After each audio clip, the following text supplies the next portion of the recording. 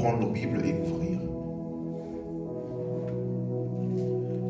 Nous avons commencé depuis quelques semaines à parler de la compréhension de l'ancienne et de la nouvelle alliance. C'est tellement profond et pertinent parce que la Bible dit dans 1 Timothée chapitre 2 verset 4. 1 Timothée chapitre 2 verset 4. 1 Timothée chapitre 2 verset 4.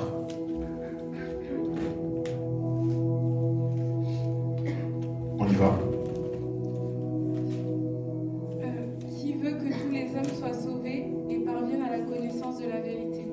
Dieu, il veut que tous les hommes soient sauvés et parviennent à la connaissance de la vérité. En d'autres termes, d'après ce que nous avons commencé à expliquer, la volonté de Dieu pour n'importe quel homme, tout homme sur la terre, est en deux volets. Premièrement, Dieu veut que tous les hommes soient sauvés. Le salut est la priorité de Dieu. La volonté de Dieu pour n'importe quel homme. La Bible dit dans 2 Pierre, chapitre 3, verset 9, que Dieu, il ne tarde pas dans l'accomplissement de sa promesse. Pourquoi? Parce qu'il veut que tous les hommes parviennent à la repentance et qu'aucun homme ne périsse. Ça veut dire qu'on ne peut pas dire qu'on veut vivre avec Dieu et connaître Dieu si on n'a pas compris le fardeau et la volonté première de Dieu, qui est que tous les hommes soient sauvés.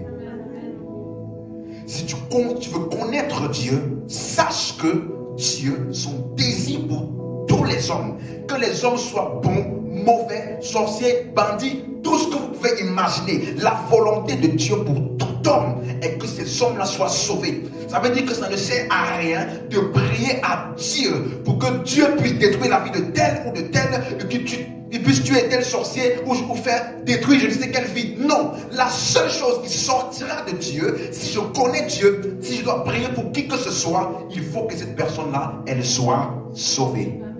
Mais après le salut, il dit, il veut que tous ces hommes-là parviennent à la connaissance de la vérité. Et le mot connaissance, vous vous rappelez, nous avons vu, c'est le mot grec epignosis. Le mot gnosis parle de connaissance. Et le mot épique parle de total. Une connaissance totale, précise, parfaite et exacte de Dieu. Il ne veut pas qu'on puisse vivre avec lui, avec des zones d'ombre. Écoutez-moi, il y a beaucoup de gens qui disent les voies de Dieu sont insondables. Dieu, on ne peut pas le connaître dans toute sa profondeur parce que nos pensées ne sont pas ses pensées. Mais ce passage-là est dans l'Ancien Testament. Mais la Bible dit que nous avons reçu pas l'esprit qui vient du monde, mais l'esprit qui vient de Dieu afin que nous connaissions. Dis avec moi, j'ai l'esprit. Je connais. J'ai la capacité de connaître Dieu. Vous imaginez? Si Dieu là, il ne voulait pas être connu, il n'allait pas donner 66 livres. Et en plus de ça, venir lui-même en chair se manifester aux hommes afin qu'on puisse interagir avec lui et de voir qui il est. Il dit, il veut que tous les hommes soient sauvés et parviennent à la connaissance de la vérité. Je comprends donc ceci. Après le salut, ton objectif le plus important de toute ta vie doit être de connaître Dieu. Parce que ta connaissance de Dieu détermine ton efficacité de ta vie chrétienne. La Bible dit ceci. Mon peuple périt par manque de connaissance. Et un autre passage dit, ceux qui connaîtront leur Dieu, ils se fortifieront et ils feront de grands exploits. En d'autres termes, dans le peuple de Dieu, il y a deux catégories de personnes. Il y a ceux-là qui périssent, bien que Jésus-Christ est mort et ressuscité pour eux, afin qu'ils ne périssent pas, mais qu'ils aient la vie éternelle. Mais ceux-là, par manque de connaissance, ils périssent. Ils vivent comme si Jésus-Christ n'avait rien fait pour eux. Ils vivent comme si Dieu n'habitait pas en eux. Quand tu regardes leur vie, tu as l'impression que Dieu n'est pas avec eux. Mais il y a une autre catégorie de personnes dans le peuple de Dieu. Et je déclare que tu fais partie de cette catégorie-là. Parce que laisse-moi te dire qu'il dit, ceux du peuple Ceux-là du peuple qui connaîtront leur Dieu, non seulement ils se fortifieront, en d'autres termes, quelque chose qui viendra sur leur chemin, ils resteront stables, ils resteront inébranlables, parce qu'en réalité, les vrais combats de la vie ne sont pas physiques, les vrais combats de la vie ne sont pas matériels. Donc la force dont tu as besoin n'est pas une force de tes muscles, mais une force spirituelle. Et la force spirituelle vient dans la connaissance de Dieu. Et ceux qui connaîtront leur Dieu, ils se fortifieront. Viendra quoi qu'il viendra, ils seront inébranlables. Et la Bible dit que non seulement ils se fortifieront, mais ils feront de grands exploits. Tu veux vivre une vie de miracles, laisse-moi te donner le secret. Connais Dieu. Je n'ai pas entendu ton amen. Tu veux vivre le miraculeux. Arrête de courir derrière les prophètes, les prophéties, les je ne sais pas quoi. Laisse-moi te dire, le même Dieu qui est dans les prophètes là est en toi. La seule raison pour laquelle tu ne manifestes pas Dieu, c'est parce que tu n'as pas la connaissance du Dieu qui est en toi. Voilà pourquoi Dieu dit, je veux que mon peuple soit sauvé, mais qu'il ne s'arrête pas au salut. Ne fais pas l'erreur de t'arrêter au salut, parce que le salut n'est que le point d'entrée. Et laissez-moi vous dire, toute ta vie chrétienne, suivez ce que je vais dire maintenant, toute ta vie chrétienne, ta maturité spirituelle consiste, suis-moi très bien s'il te plaît, toute ta vie chrétienne et ta maturité consiste à découvrir tout ce qui t'est arrivé le jour où tu as reçu Christ. Laisse ça bien tourner dans ta tête. Parce que le jour où tu as reçu Christ, la Bible dit dans Romains 8:32, lui qui n'a point épargné son fils, ne nous donnera-t-il pas toutes choses avec lui? En d'autres termes, Colossiens 2:10, en lui habite toute la plénitude de Dieu. Et la Bible dit, conséquence, nous savons tout pleinement en lui. En d'autres termes, tu ne manques de rien. Ton problème, c'est que tu dois grandir dans la connaissance de ce qui est en toi. Et quand tu vas connaître ça, tu vas vivre Dieu en tout point. Dis-moi amen.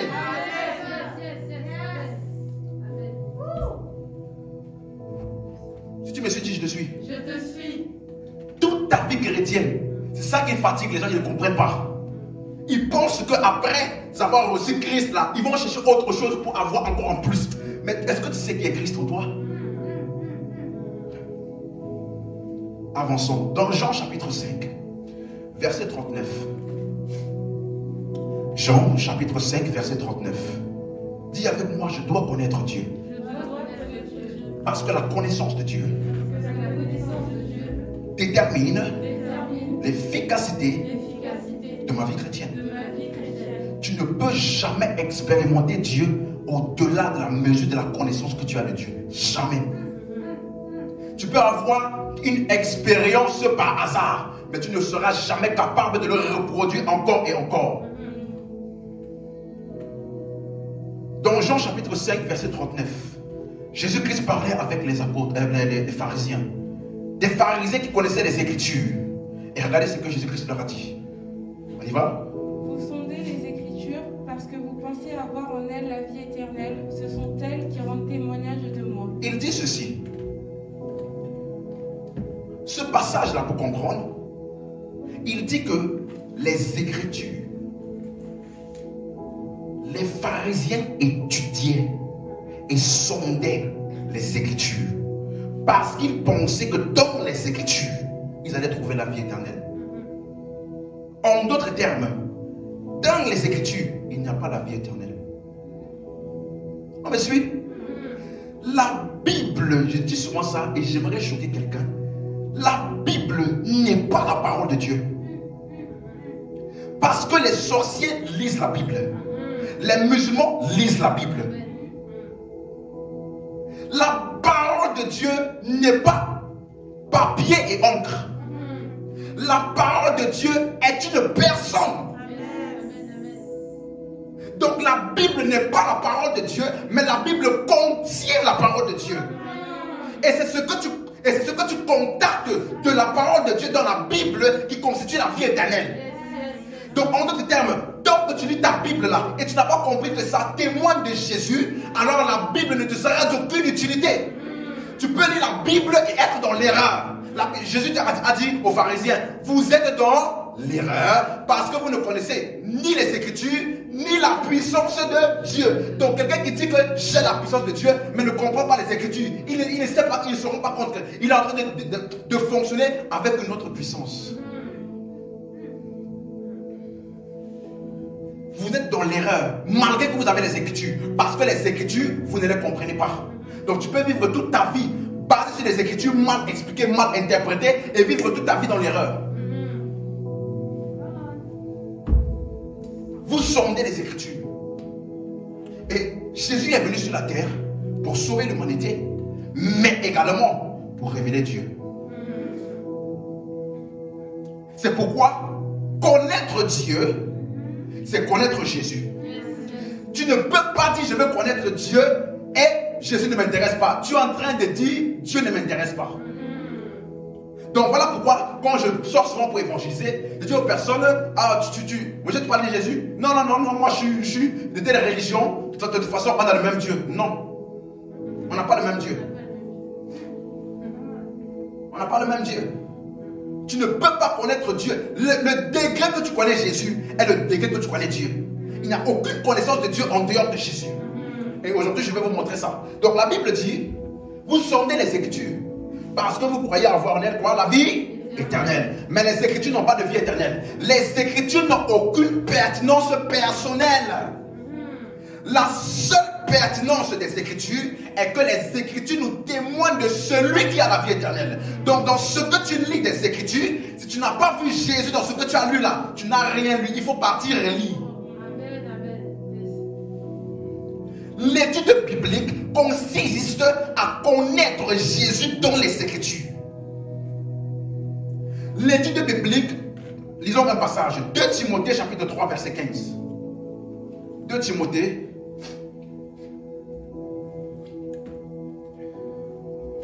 Dès ton enfance, tu connais les saintes lettres qui peuvent te rendre sage à salut par la foi en Jésus-Christ. Dès ton enfance, tu connais les saintes Écritures.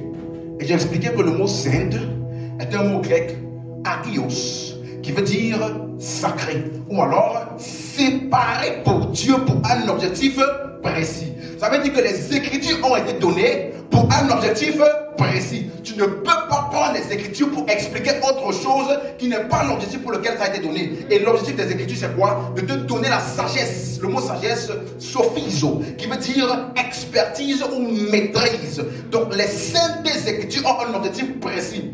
De te donner la sagesse, l'expertise d'un domaine précis. Ce n'est pas les finances, ce n'est pas les miracles, ce n'est pas le mariage. Les Écritures te donnent la sagesse dans un sujet qu'on appelle le salut par la foi en Jésus. Donc, quand tu lises l'histoire d'Adam et Ève, que tu lises l'histoire d'Abraham, que tu lises l'histoire de Joseph, sache que ça ne parle pas de Joseph, ça parle de l'œuvre sacrificielle par laquelle Jésus sauvera les hommes et les hommes accéderont à ce salut par la foi. Dis encore amen. Il dit, tu connais les saintes Écritures, elles ont la capacité de te rendre sage à salut. Pas sage à mariage, pas sage à finance, pas sage à business, pas sage à agriculture, pas sage à commerce. Non, sage à salut. Le salut par la foi en Jésus est le message des Écritures. Le message. Il n'y a pas 15 messages dans la Bible. Il y a un seul message. Un homme de Dieu m'avait dit une fois, tu sais, chaque homme de Dieu, quand Dieu l'appelle, Dieu lui donne un message. Faux. L'apôtre Paul parlait ici à Timothée, qui est un pasteur d'une église. Et il lui a dit, la seule chose avec laquelle qui te permettra d'avancer dans ton œuvre de ton ministère, sache que dès ton enfance là, tu as appris un message à travers les Écritures. Et ce n'est pas parce que tu as grandi que le message a changé. Est-ce qu'on me suit? Voilà pourquoi les Écritures là, verset 16. Toute écriture est inspirée de Dieu et utile pour enseigner, pour convaincre, pour corriger, pour instruire dans la justice. Toute écriture est inspirée de Dieu Et utile pourquoi? Enseigner. Donc les Écritures, pour qu'elles te soient utiles, il faut qu'on te les explique. Et quand les Écritures te sont expliquées correctement, elles permettent de te donner une persuasion, conviction. Ensuite, elles corrigent ton état de pensée. On appelle cela le renouvellement de l'intelligence. Et également, elles te donnent de l'instruction dans la justice. Mais il a dit une phrase: toute Écriture est inspirée de Dieu. Et j'ai expliqué ici, lorsque nous avons commencé la série, j'ai dit que les Écritures sont inspirées. La documentation des Écritures est inspirée. Mais les événements qui sont documentés ne sont pas tous inspirés.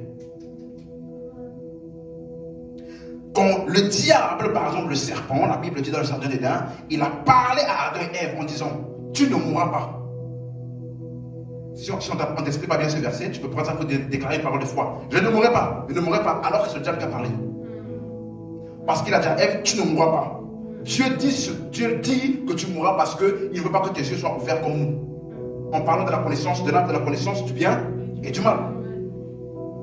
Mais Dieu a inspiré Moïse afin qu'il puisse documenter cet événement-là, afin que nous puissions comprendre ce qui s'est passé. Donc, la documentation des Écritures est inspirée, mais tous les événements ne sont pas inspirés. Judas est parti se pendre, la Bible dit. Mais ce n'est pas Dieu qui l'a inspiré d'aller se pendre. Mais Dieu a inspiré les apôtres afin qu'ils puissent documenter la pendaison de Judas. Pour qu'on voit ce qui se passe lorsque un homme rejette la foi en Christ et qui se donne à d'autres choses. Est-ce qu'on me suit? Amen. Donc quand tu analyses les Écritures, il faut être conscient que tout n'est pas inspiré. Apocalypse chapitre 19, verset 10.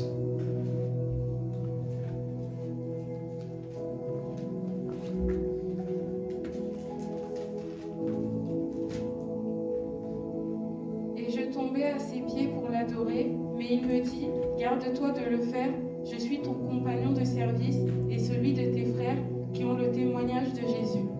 Adore Dieu, car le témoignage de Jésus est l'esprit de la prophétie. Adore Dieu, car le témoignage de Jésus est l'esprit de la prophétie.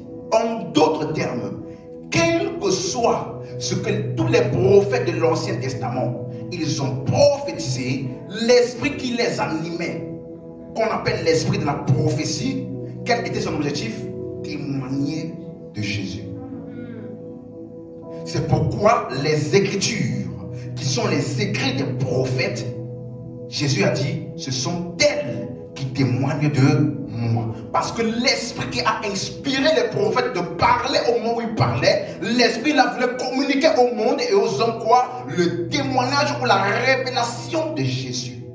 Ça veut dire que quand tu vas lire les livres de l'Ancien Testament, parce que les Écritures ici, vous avez déjà vu comment j'ai expliqué, les Écritures, à l'époque de Timothée, il n'y avait pas le livre de Timothée. Quand l'apôtre Paul disait à Timothée, tu connais les Saintes Écritures. À l'époque là, il n'y avait pas le livre de Timothée. La Bible de Paul, il n'y avait pas Matthieu, Marc, Luc, Jean et tout le Nouveau Testament. Il n'y avait que Genèse à Malachie. Voilà pourquoi je dis aux personnes aujourd'hui, ça m'étonne, parce que vous avez non seulement les 4 évangiles, et en plus de ça, vous avez les épîtres. Mais malgré ça, vous n'arrivez toujours pas à comprendre que tous les livres de l'Ancien Testament parlent de Jésus. J'ai un problème avec vous. Parce que eux, dans leur temps là, ils n'avaient pas Matthieu, Marc, Luc, Jean, Colossiens, Philippe. Ils n'avaient aucun de ces livres. Ils avaient seulement l'histoire d'Abraham, l'histoire de Joseph. Et à partir de ça, ils prêchaient Jésus. Et nous là, est-ce qu'on me suit? Il dit le témoignage de Jésus, est l'esprit de la prophétie. Ça veut dire que ce qui atteste que c'est l'esprit de Dieu qui a inspiré au moment où ils ont parlé, c'est parce que ça témoigne de Jésus. Si ça ne témoigne pas de Jésus, ce n'était pas l'esprit de Dieu. Tu encore amen. Voilà pourquoi quand vous allez voir que Jésus-Christ va parler, allons-y, Luc chapitre 24. Et là maintenant, je demande votre attention. Luc chapitre 24, verset 25. 25. Luc, chapitre 24, verset 25. Pour vous donner le contexte, c'était après la résurrection de Jésus. Il y avait des disciples sur le chemin d'Emmaüs qui n'avaient toujours pas cru à la résurrection de Jésus. Et puis pour eux, Jésus était simplement un bon prophète qui qui est mort de la mort de martyr. Mais laissez-moi vous dire, Jésus n'est pas mort de la mort de martyr. La Bible dit, au temps marqué, Christ est mort pour les impies. Ça veut dire que le mot impie veut dire criminel. Il est mort de la mort d'un criminel. Voilà pourquoi on l'a crucifié au milieu de deux criminels. Pourquoi? Parce que Jésus-Christ est mort de ta mort et de ma mort. Il n'est pas mort d'un martyr. Ce n'était pas un homme bon qui fait des bonnes œuvres après. On l'a tué parce qu'on était jaloux de lui. Non, il a pris ta mort, il a pris ma mort. Et la Bible dit donc que ces disciples-là, ils n'ont pas cru en la mort, en la résurrection de Jésus. Et regardez comment Jésus va leur parler. On y va. Verset 25. Alors Jésus leur dit, ô homme sans intelligence et dont le cœur est lent à croire tout ce qu'ont dit les prophètes. Ne fallait-il... Ces gens-là n'avaient pas cru en la résurrection de Jésus, malgré le fait que des femmes étaient venues leur dire, on n'a rien vu au tombeau. Eux, ils ont dit, nous, on n'a pas vu là. On n'a pas vu son corps. On n'a rien vu. Vous n'avez rien vu. Ça se trouve que quelqu'un a volé. Donc, Jésus leur a dit, vous raisonnez comme ça parce que vous êtes sans intelligence. Et votre cœur est lent à croire tout ce qu'ont dit les prophètes. En d'autres termes, regardez bien. Quand tu es sans intelligence, ton cœur est lent à croire. Parce que pour que tu puisses croire, il faut qu'on t'explique bien. Ils avaient les écrits des prophètes, mais n'arrivaient pas à voir le message de Jésus dans les écrits des prophètes. Voilà pourquoi ils n'ont pas pu croire. C'est pour cela que je dis que ta connaissance de Dieu au travers des Écritures est tellement fondamentale pour ta vie chrétienne. Ils sont sans intelligence, ils n'ont même pas pu croire.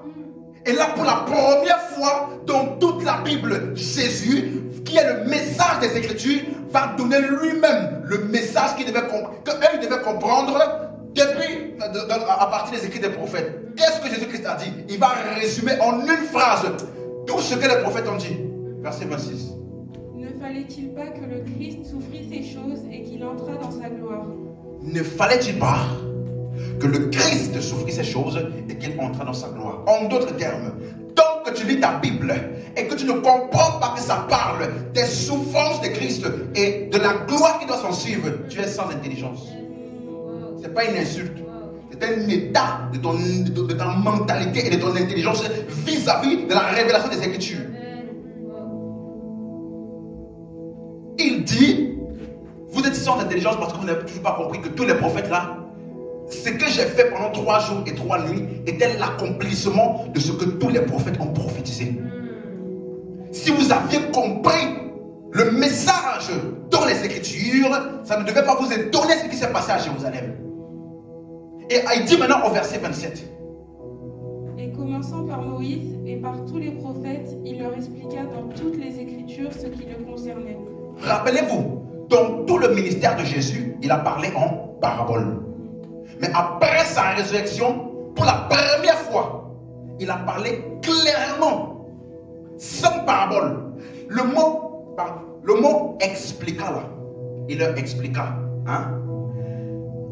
Quand vous lisez, il a dit, il leur expliqua dans toutes les Écritures. Donc ce que Jésus appelle les Écritures, c'est quoi? Moïse, en parlant des 5 premiers livres de la Bible qui ont été écrits par Moïse, et les prophètes. Donc c'est de Genèse jusqu'à Malachie. C'est ça que Jésus appelle les Écritures. Et il dit qu'il leur a expliqué, pas tout. Pas tout. Il a expliqué quoi? Ce qui le concernait. Donc en d'autres termes, le mot expliquer est un mot grec qui veut dire daermenoua. Ça veut dire interpréter ou expliquer. Quand vous regardez ce mot dans la tradition grecque, c'était utilisé lorsqu'il parlait en langage codé. Par exemple, pour vous qui avez grandi en Afrique,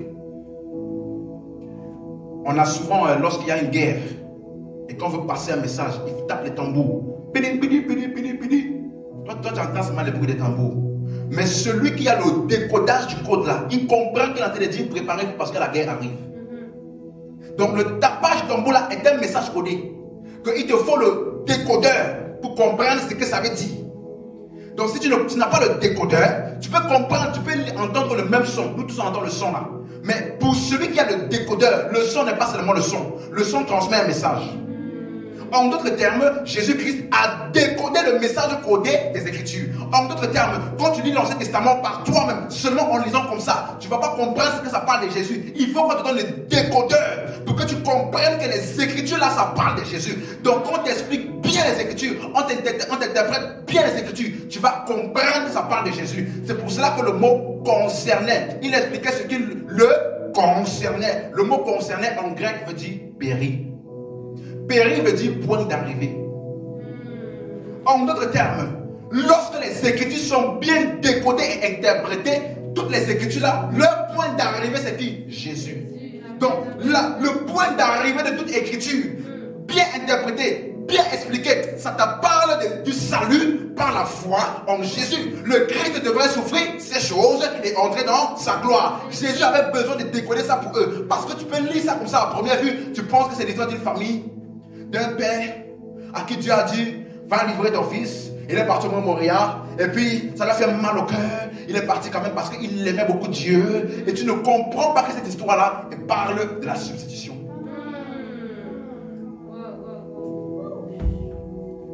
Dis encore amen. Amen.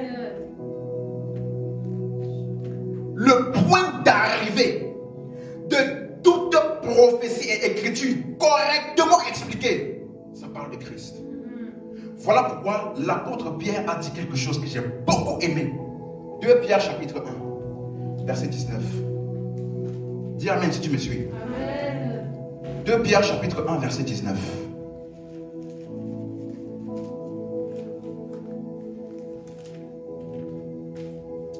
De Pierre, chapitre 1, verset 19. Et nous tenons pour d'autant plus certaine la parole prophétique à laquelle vous faites bien de prêter attention, comme à une lampe qui brille dans un lieu obscur, jusqu'à ce que le jour vienne apparaître et que l'étoile du matin se lève dans vos cœurs. Ok. Il a dit, nous tenons d'autant plus certaine. Est-ce que tu as la version Darby? Juste le début là. Il dit quoi? Et nous avons la parole prophétique rendue plus ferme. Nous avons la parole prophétique rendue plus ferme. Et quand vous lisez la version seconde 21 par exemple, il dit, en lieu de la parole prophétique, il dit la parole des prophètes. Donc tous les prophètes là, ils avaient une seule parole. Il n'a pas dit les paroles des prophètes. Il n'a pas dit les paroles prophétiques. La parole des prophètes. Ça veut dire que quand tu prends tous les prophètes ensemble, ils n'ont pas tous dit la même chose. Mais le message que tu vas voir qui était répété dans chacune de leurs prophéties, c'est qui? Le message de Christ. Wow, amen. La parole des prophètes. Et il dit que cette parole-là des prophètes a été rendue plus ferme. Hein? Elle n'était pas ferme avant. De quoi parle-t-il? Quand vous lisez, quand vous regardez le mot grec, rendu plus ferme, ou alors d'autant plus certaine, c'est un mot grec qui veut dire destination. En d'autres termes, l'Ancien Testament, non pas l'Ancien Testament, les livres de l'Ancien Testament avaient des prophéties qui parlaient d'une destination. Et lorsque cette destination est venue, elle s'est manifestée dans un corps, elle a accompli toutes les promesses. En d'autres termes, lorsqu'il dit la parole prophétique a été rendue plus ferme, il est en train de dire que la parole prophétique a été accomplie en Christ. Parce que toutes les paroles là, leur destination était qui? Christ. Voilà pourquoi il dit, vous faites très bien de vous tenir à cette parole-là. Les livres de l'Ancien Testament, parole prophétique. Nouveau Testament, parole prophétique accomplie. Voilà pourquoi nous lisons les choses de l'Ancien Testament au passé. Il nous a rendus capables d'avoir part à l'héritage des saints dans la lumière. Il nous a délivrés. Il nous a. J'aimerais que quelqu'un écoute ce. Il nous a. Il n'a pas dit il me délivrera. Si tu vas faire un culte de délivrance, si tu vas voir pourquoi il nous a délivrés depuis 2000 ans parce qu'il a dépouillé les dominations et les a livrés publiquement en spectacle en triomphant d'elle par la croix. Tu as besoin de quoi d'autre? Si l'œuvre de Christ ne t'a pas délivré, tu es perdu pour toujours.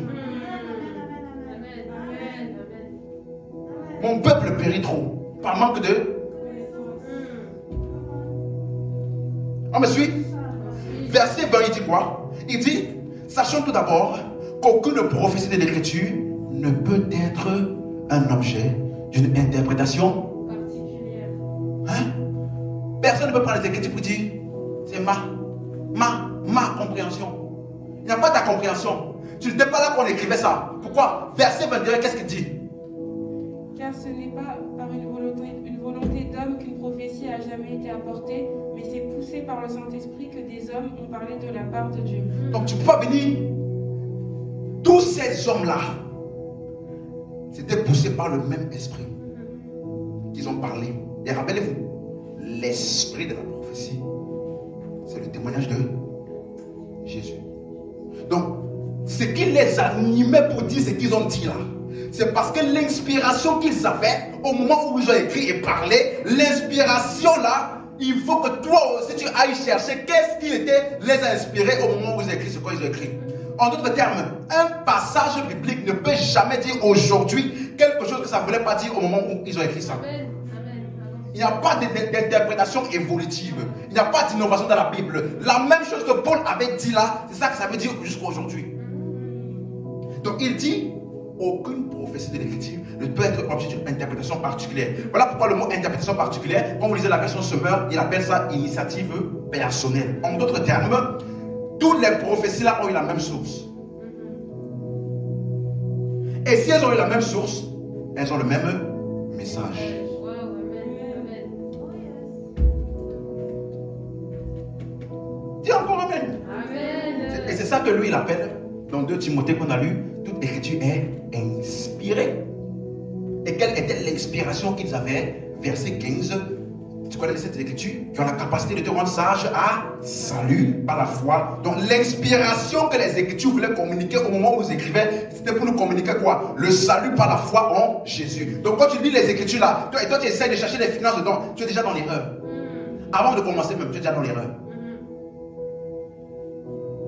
Est-ce qu'on me suit? Amen. Donc, le test de validation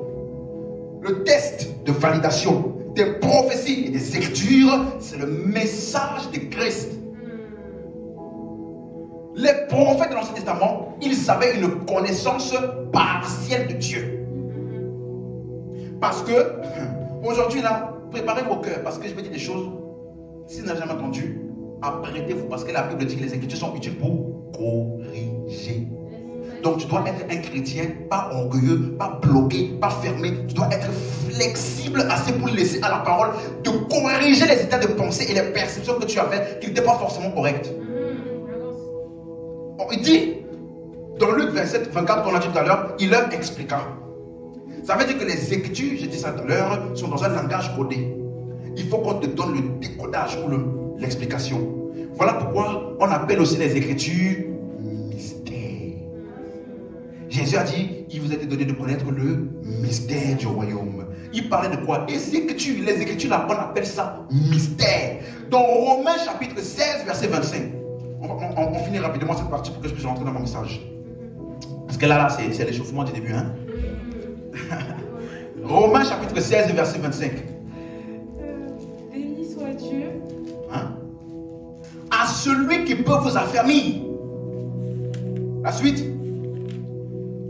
Selon mon évangile. Tout le monde a trouvé? Romains 16, verset 25. Romains chapitre 16, verset 25. Ok, vas-y.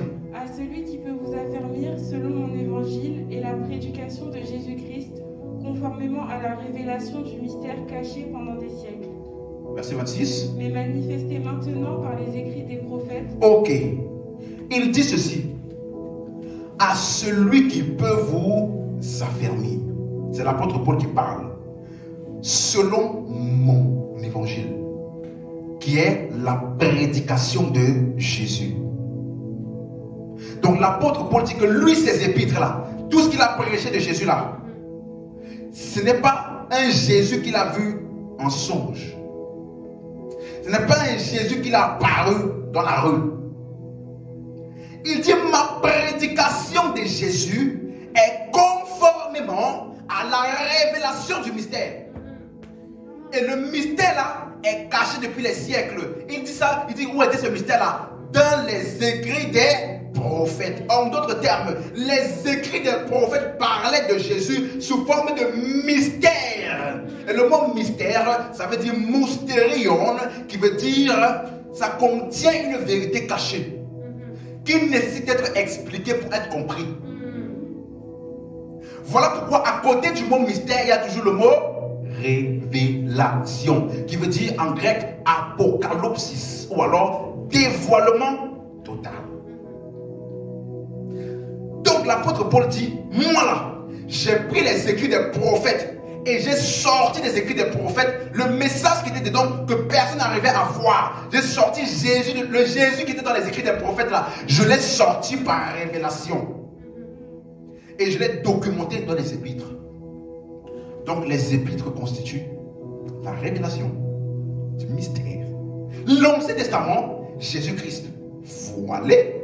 Le Nouveau Testament, Jésus-Christ révélé. Amen, amen, amen, amen. L'Ancien Testament, Jésus-Christ voilé, sous forme d'ombre.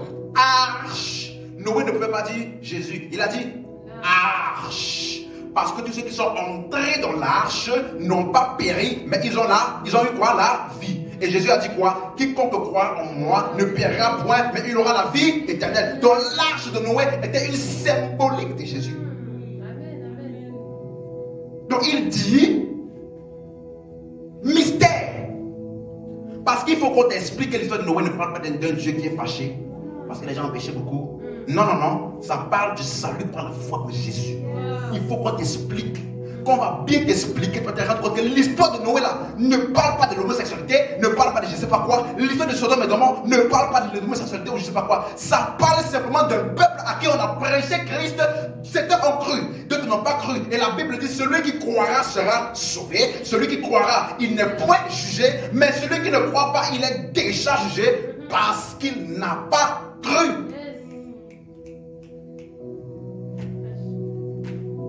Dis encore amen. Amen. Est-ce qu'on me suit? Amen. C'est pourquoi quand vous allez lire Éphésiens chapitre 3, verset 3 à 4, Éphésiens chapitre 3, verset 3 à 4.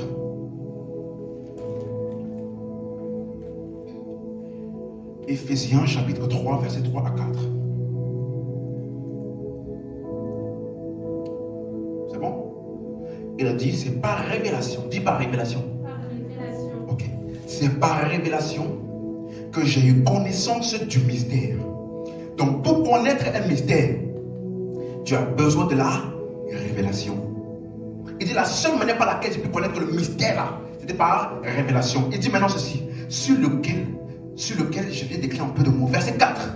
En les lisant ce que Paul a écrit là, en les lisant, vous pouvez aussi vous représenter l'intelligence. Jésus a dit quoi? Vous êtes des hommes sans intelligence. Ça veut dire que votre intelligence n'a pas capturé le message. Et l'apôtre Paul dit, lui par révélation, il a eu l'intelligence de ce mystère. Il a écrit ça afin que vous aussi, quand vous allez lire, il dit, vous pouvez vous représenter l'intelligence que j'ai du mystère de Christ. Parce que le mystère caché là, c'était qui? Christ. Donc quand tu lis les épîtres de Paul, tu as la connaissance parfaite, exacte de Dieu. Et après, basé sur la révélation, tu peux aller maintenant ici pour décoder le message. Parce que les épîtres sont le décodeur du message codé. Dis amen. Amen. Tu me suis? Yes. Ok. Maintenant, l'Ancien et le Nouveau Testament. Et j'ai dit que l'Ancien et le Nouveau Testament, ce ne sont pas des livres. Ce ne sont pas des livres. Voilà pourquoi jusqu'ici, à chaque fois que je disais l'Ancien Testament, je parlais de quoi? Je disais toujours les livres de l'Ancien Testament. Les livres de l'Ancien Testament, c'est Genèse à Malachie. Mais l'Ancien Testament en lui-même, ce n'est pas un livre. Le Nouveau Testament en lui-même, ce ne sont pas des livres. C'est un type de relationnement. Ancien Testament, un type de relationnement focalisé sur toi et ce que tu es capable de faire pour Dieu, à quel point tu peux faire. Si tu obéis, Dieu te bénit. Si tu n'obéis pas, Dieu ne te bénit pas. Si tu pardonnes, Dieu te pardonne. Si tu ne pardonnes pas, Dieu ne te pardonne pas. Si tu donnes, tu es béni. Si tu ne donnes pas, tu es béni. Ça là, c'est focalisé sur toi. Mais le Nouveau Testament est une relation avec Dieu basée sur la foi que tu as eue en l'œuvre de Christ. Dieu te bénit, pas parce que tu fais, parce que Christ est mort pour toi. Dieu te pardonne, pas parce que tu es une bonne personne, parce que Christ est mort pour toi. Ça là, c'est la nouvelle alliance. Et donc le Nouveau Testament, il y a le Nouveau Testament dans les livres de l'Ancien Testament. Il y a aussi l'Ancien Testament dans certains livres du Nouveau Testament. Ce ne sont pas des livres. Voilà pourquoi il faut comprendre. Parce que la Bible dit que la loi est venue par qui? Moïse. Et la grâce et la vérité est venue par qui? Jésus. En d'autres termes, là où tu vas trouver Dieu, c'est là où il y a Jésus. Jésus il est où? Dans la grâce et la vérité. On me suit? Amen. Ok. En rentrant maintenant dans quelques sujets là. Hébreux 10, verset 1. On va voir une petite analyse de l'Ancien Testament. Rapidement, très très rapidement. Hébreux 10, verset 1. Hébreux 10, verset 1. En effet, la loi qui possède une nombre des biens à venir et non l'exacte représentation des choses ne peut jamais, par les mêmes sacrifices qu'on offre perpétuellement chaque année, amener les assistants à la perfection. Dis avec moi, la loi La loi est une ombre est une ombre et non l'exacte représentation. et non l'exacte représentation. Donc si tu t'appuies sur la loi, tu es sûr déjà que tu n'es pas dans l'exact. Tu t'appuies uniquement sur la loi, tu as beaucoup plus de probabilité de tomber dans l'erreur. Parce que dans l'ombre d'une chose, il n'y a pas de détails. Il peut y avoir deux personnes comme ça en face. Et quand tu vois l'ombre, c'est une seule ombre. Parce qu'ils sont en face. Donc dans l'Ancien Testament, il peut y avoir deux personnes qui ont agi. Dieu et Satan. Mais eux, ils ont dit, tout c'est Dieu. Il te faut la réalité. Quand tu connais, tu as bien maîtrisé la réalité. Tu peux savoir que dans l'ombre là, le petit bout qui manque là-bas là, c'était pas, en fait c'est parce qu'il y avait une deuxième personne. Mais en regardant uniquement l'ombre, tu peux très très vite tomber dans l'erreur. La loi est une ombre. Donc, tu ne peux pas comprendre l'Ancien Testament en lisant uniquement l'Ancien Testament. La seule manière par laquelle tu peux comprendre l'Ancien Testament, c'est en lisant l'Ancien Testament avec la lumière des Épîtres. On me suit? Amen. C'est pour ça qu'il appelait ça la révélation du mystère. Hébreux 8, verset 4. Hébreux 8, verset 4. S'il était sur la terre, il ne serait pas même sacrificateur, puisque là sont ceux qui présentent des offrandes selon la loi.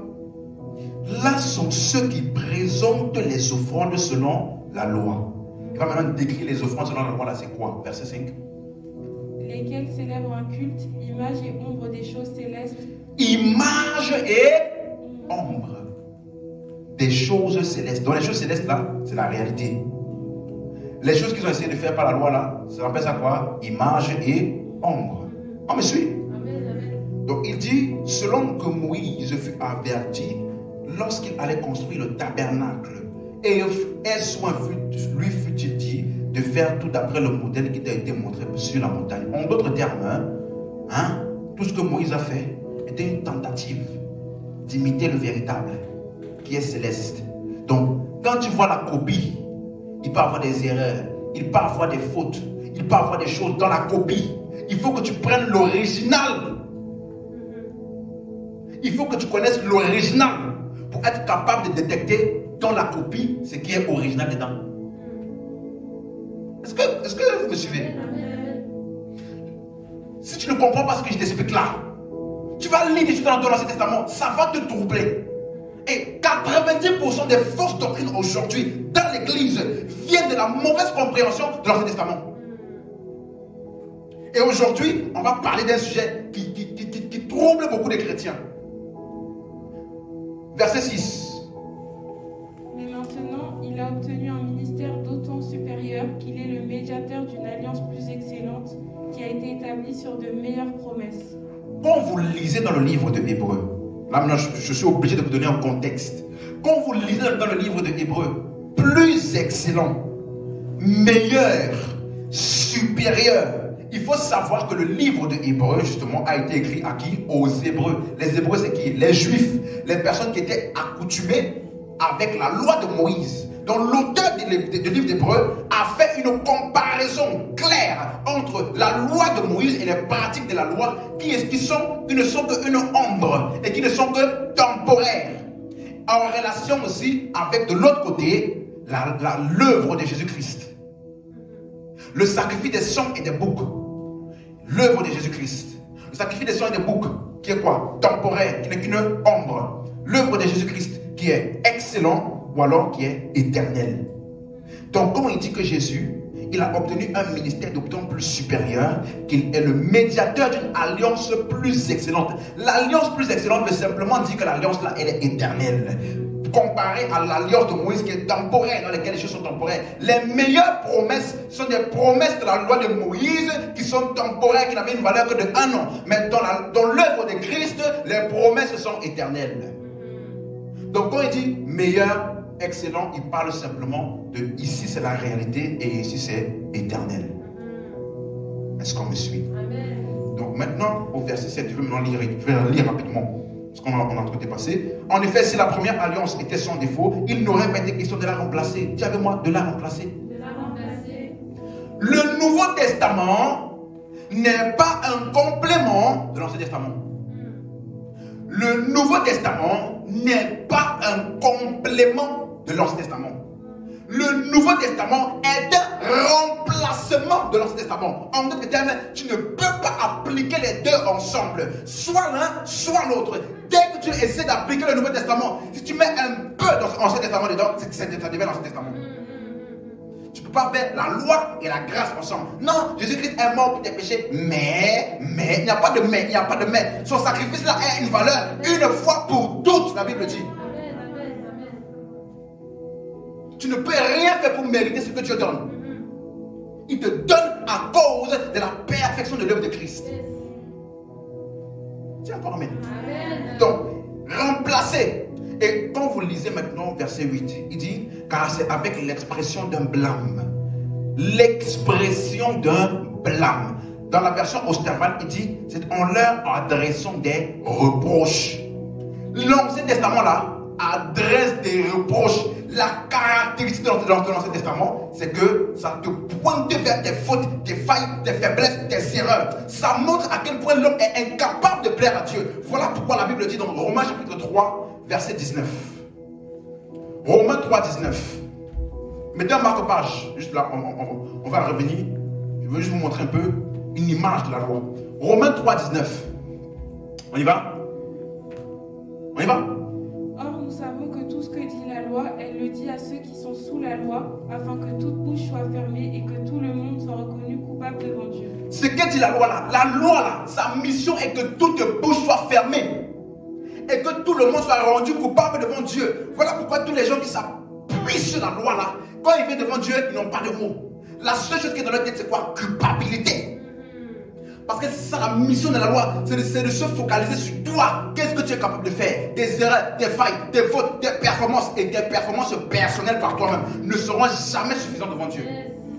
Voilà pourquoi le résultat probable c'est quoi? Culpabilité et frustration. Donc on revient dans Hébreux 8, verset 10 maintenant. Verset 10, il dit, mais voici l'alliance que je ferai avec la maison d'Israël.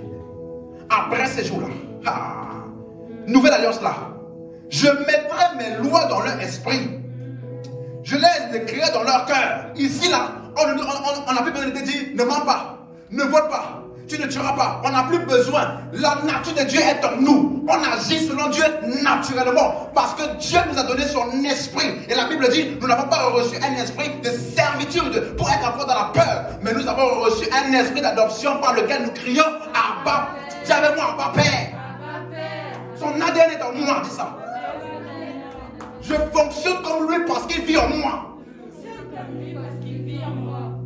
Ah, je crois que tu allais dire un bon amen à ça. Il dit, j'écrirai la loi dans leur cœur. On n'a plus besoin des tables de pierre. La Bible dit que l'Ancien Testament est une alliance écrite sur des tables de pierre et la lettre tue. Mais le Nouveau Testament est écrit sur les cœurs des hommes et c'est l'esprit qui vivifie.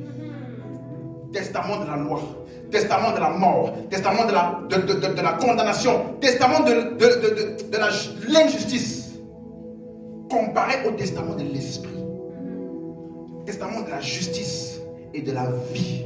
Voilà pourquoi la Bible dit, il n'y a plus aucune condamnation pour ceux qui sont où? En Jésus. Dès que tu entres en Jésus, fini. Ce n'est pas pour ceux qui ne pêchent pas, qui ne font pas d'erreur. On n'encourage pas vos erreurs. Mais on te dit, malgré tes erreurs, lorsque tu étais encore pécheur même, lorsque tu étais pire, c'est là-bas que Christ est mort pour toi. Donc tu penses que c'est pas maintenant que tu es venu en Christ que ça va réduire son œuvre. Je dis souvent, les gens présentent Dieu comme étant un homme pas sérieux. Comme les hommes qui vont chercher les femmes. Quand tu étais encore, comme on était seulement copain, copine, il était très gentil avec toi. Je t'aime malgré tes défauts. Je t'aime malgré toutes tes erreurs. Je ne vois même pas tes erreurs. Mais dès qu'il se marie, il devient méchant. Il commence à voir toutes tes petites failles. Mais c'est quel Dieu ça?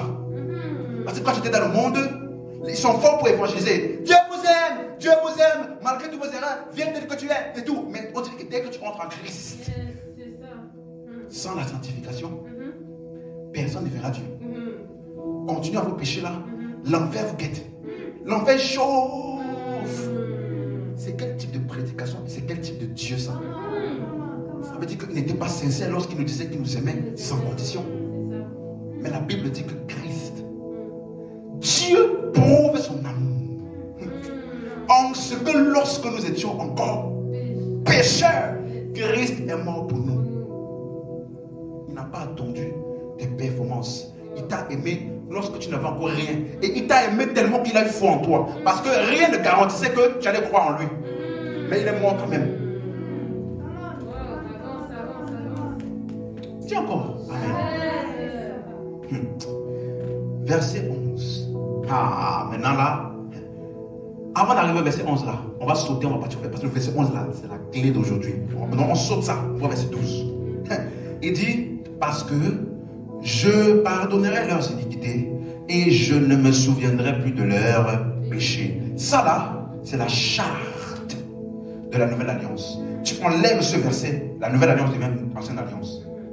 Ce verset là, tu l'enlèves, l'ancienne alliance devient nouvelle alliance. Parce que la caractéristique de la nouvelle alliance, c'est pas que les hommes ne feront plus d'erreurs ni de péché. C'est que malgré leurs péchés et leurs erreurs, parce que l'agneau de Dieu a déjà été immolé et il a enlevé le péché du monde, parce que son sacrifice a été parfait, Dieu ne tient plus compte des erreurs et des failles des hommes. Pourquoi? Parce que tous leurs péchés ont été déversés sur un homme. La Bible dit, c'est pour nous qu'il a été brisé, pour nos iniquités. L'iniquité de nous tous est tombée sur lui. Le châtiment qui nous donne la paix est tombé sur lui. Ça veut dire quoi? Il n'y a plus rien qui est possible pour enlever ta paix. Parce que le châtiment qui te donne la paix là, n'était pas sur toi, elle est tombée sur qui? Sur lui. Si son œuvre est parfaite, ta paix est éternelle.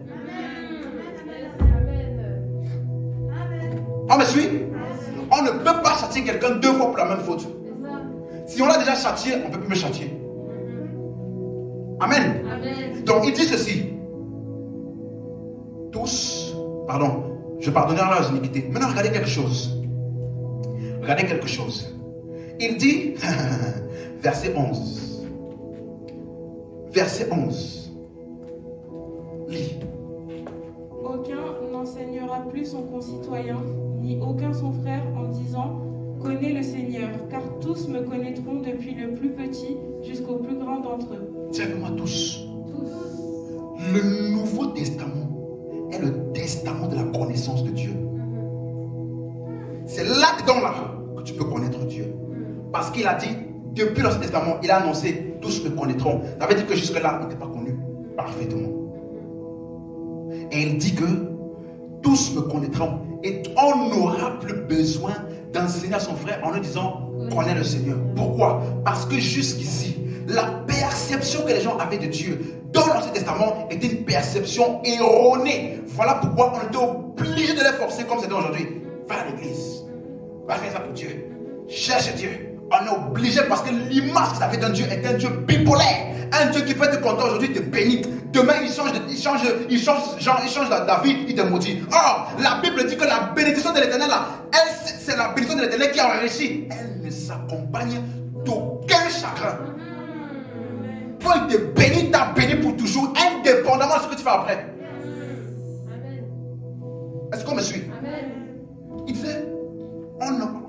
dans le Nouveau Testament là. Il dit, parce que je pardonnerai leurs péchés et je me souviendrai plus de leurs iniquités. En d'autres termes, quand vous avez compris la nature de Dieu qui pardonne tout, vous n'aurez plus aucun problème à vous approcher pour le connaître tel qu'il est. Ce n'est pas un Dieu qui juge, qui est fâché, qui envoie des calamités et toutes ces choses-là. Donc l'Ancien Testament est donc, le Nouveau Testament, pardon, est donc l'accomplissement de l'Ancien Testament. La loi et toutes ses exigences ont été accomplies par Christ, afin que nous n'essayions peut-être justifiés par nos œuvres, mais par la foi en l'œuvre de Christ. Est-ce qu'on me suit? Donc pour terminer, Hébreux chapitre 1, verset 1. Hébreux chapitre 1, verset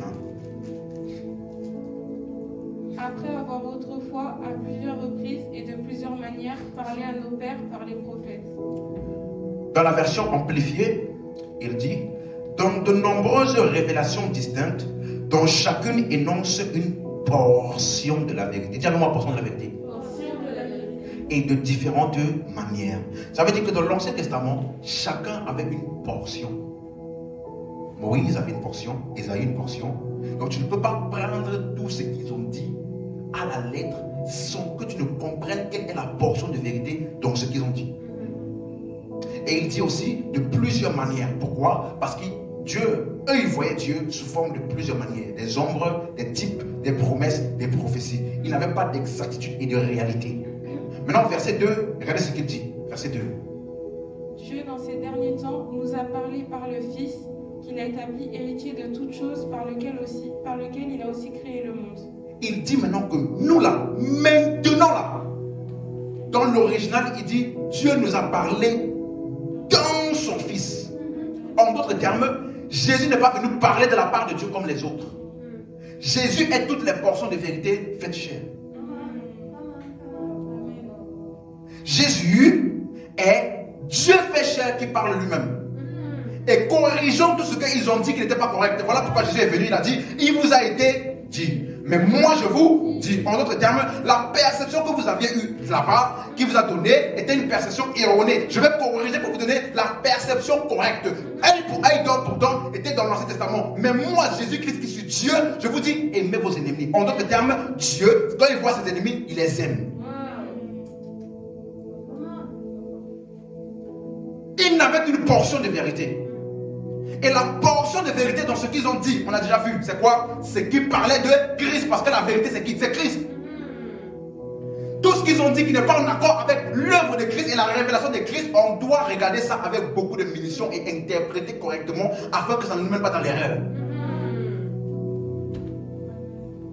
Il nous a parlé maintenant, verset 3. Et qui, étant le reflet de sa gloire et l'empreinte de sa personne, et soutenant toutes choses par sa parole puissante, a fait la purification des péchés et s'est assis à la droite de la majesté divine dans les lieux très hauts. Donc il dit maintenant que le Fils là, il est le reflet de sa gloire et l'empreinte de sa personne. Quel Fils? Celui qui a fait la purification et qui est allé s'asseoir à la droite de Dieu. Ça veut dire que ce n'est pas le Jésus de Matthieu, Marc, Luc, Jean. C'est le Jésus, pas seulement de Matthieu, Marc, Jean. C'est le Jésus des épîtres. Parce que c'est dans les épîtres, dans Matthieu, Marc, Luc, Jean, on t'explique la vie de Jésus. Mais dans Matthieu, Marc, Jean, tu vas seulement voir Jésus est mort. Tu ne sais pas pourquoi il est mort. Tu ne sais pas quelles sont les implications de sa mort. Mais dans les épîtres de Paul, on t'explique ce qui s'est passé en 3 jours et 3 nuits. Et quelles en sont les implications pour toi? Donc, les épîtres de Paul révèlent Jésus à une dimension plus profonde que Matthieu, Marc, Luc, Jean. Voilà pourquoi, à la fin de son ministère, Jésus a dit à ses disciples, j'ai encore beaucoup de choses à vous dire. En d'autres termes, ce que je voulais vraiment vous dire là, je n'ai pas dit. Voilà pourquoi j'ai dit ici la dernière fois, les vrais enseignements de Jésus ne sont pas dans Matthieu, Marc, Luc, Jean. Les vrais enseignements de Jésus n'ont pas été dits par Jésus. Quelqu'un m'a entendu? Les vrais enseignements de Jésus n'ont pas été donnés par Jésus. Parce que Jésus-Christ a parlé beaucoup en parabole, parce que le peuple en face avait endurci leur cœur. Et il a dit, vous ne pouvez pas le porter, mais lorsque l'esprit de vérité viendra. Donc, il ne pouvait pas le porter parce qu'il n'avait pas encore l'esprit. Donc la Bible dit maintenant que ce que l'œil n'a point vu, que l'oreille n'a point entendu, qui n'est point entendu, Dieu nous les a révélés par son esprit. Donc les apôtres ont reçu l'esprit, ils ont eu la révélation du mystère, ils ont documenté afin que lorsque nous les lisons, nous pouvons aussi nous représenter l'intelligence du mystère de Christ et avoir aussi la révélation, parce que nous aussi on a l'esprit comme eux. Nous n'avons pas reçu l'esprit du monde, mais nous avons reçu l'esprit qui vient de Dieu afin que nous connaissions les choses que Dieu nous a données par sa grâce. Tu avais moi j'ai la connaissance révélée de Christ. J'ai la connaissance révélée de Christ. Ça veut dire que Moïse, je peux prendre Moïse et qu'il s'assoit ici, je lui enseigne Christ. Basé sur les écrits de Moïse. Ah, tu n'as pas compris, tu n'as pas compris. Tu n'as pas compris. Je peux prendre Esaïe et dire, assois-toi. Ce que tu essayais de dire là, la Vierge enfantera, elle sera ceci, elle fera ceci, nos iniquités. Laisse-moi t'expliquer. La personne dont tu parlais là, il s'appelle Christ. La Vierge enfantera, c'est une femme qu'on appelle Marie qui a enfanté son fils. Et son fils là, il est maintenant mort et ressuscité. Or, sa mort n'est pas une mort naturelle. Sa mort n'est pas une mort de martyr. Sa mort est une mort substitutionnelle. Parce que le salaire du péché, c'est la mort. Et toi et moi, nous devions mourir. Voilà pourquoi sur le mot Moria, ce n'est pas Isaac qui a été tué. Non, parce que c'est le sacrifice que Dieu lui-même a pourvu. Abraham a dit Isaac a demandé où est le sacrifice. Abraham a dit quoi? Dieu pourvoira. Parce que le sacrifice là, ce n'est pas ma responsabilité, c'est la responsabilité de Dieu. Celui qui devait mourir sur l'autel, Isaac était sur l'autel, il avait une sentence de mort sur lui. Mais au moment de mourir, Dieu a dit non, le sacrifice ce n'est pas Isaac, la postérité d'Abraham ce n'est pas Isaac, la postérité d'Abraham c'est le bélier qui est venu, qui a été pourvu par Dieu. Et lorsque le bélier a été pourvu par Dieu, Abraham a dit à Isaac, voici ce que je te disais depuis. Et la Bible dit, il a recouvert son fils comme par une résurrection. Ah, comment il a pu recouvrir Isaac par une résurrection alors qu'Isaac n'est pas mort? Non, ça parlait seulement du fait que le fils vraiment, il avait cru en quoi? En la résurrection de Christ. Et celui qui devait mourir, c'est Isaac. Mais le bélier, pourvu par Dieu, est mort à la place d'Isaac, afin que Isaac ne meure pas, mais que Isaac vive. Ça parle de quoi? La substitution de Christ pour nous. Je ne sais pas si je parle à quelqu'un ici. Alléluia. Il dit, il nous a parlé dans son Fils. Et la version Semeur dit, le Fils est le rayonnement de la gloire de Dieu. Il est l'expression parfaite de son être. La version Bible française courant dit, Jésus est la représentation exacte de ce que Dieu est. Tout ce que Jésus fait, c'est ce que Dieu pense. Tout ce que tu ne vois pas en Jésus n'existe pas en Dieu. Si lorsque les gens ont parlé mal à Jésus, ils l'ont parlé mal, ils l'ont vilipendé, persécuté, si Jésus n'a pas fait tomber le feu du ciel, ça veut dire que le feu qui était tombé du ciel pour détruire les gens là, ça ne venait pas de Dieu.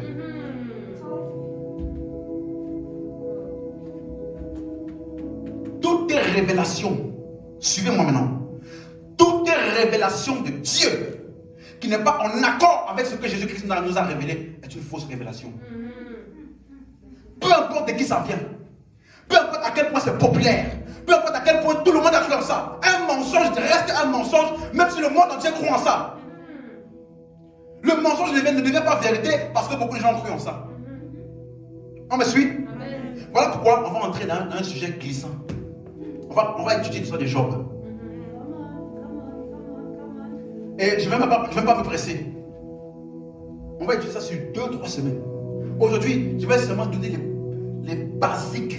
Parce que quand tu veux comprendre certaines histoires, tu dois avoir un bon background. Tu ne peux pas comprendre des histoires comme ça sans avoir eu un bon background dans la révélation du mystère. Sinon, là, ça va t'amener à l'erreur. J'ai entendu tellement de types de doctrines. Quelqu'un avait même dit une fois, à cause de l'histoire de Job, il avait dit, beaucoup de chrétiens pensent que Satan est l'ennemi de Dieu. Mais en fait, en réalité, Satan est l'ami de Dieu. Parce que regardez le livre de Job.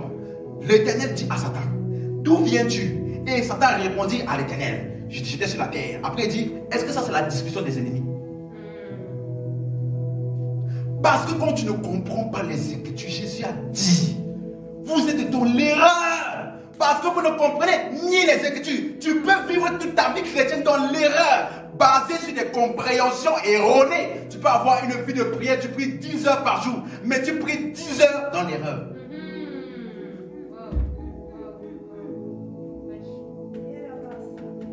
Est-ce que j'ai parlé?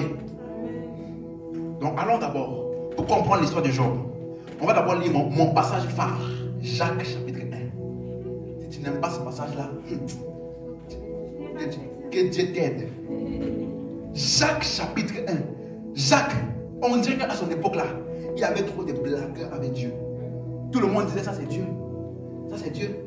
Ça c'est Dieu. Ça c'est Dieu aussi. Catastrophe, ça c'est Dieu. Maladie, ça c'est Dieu.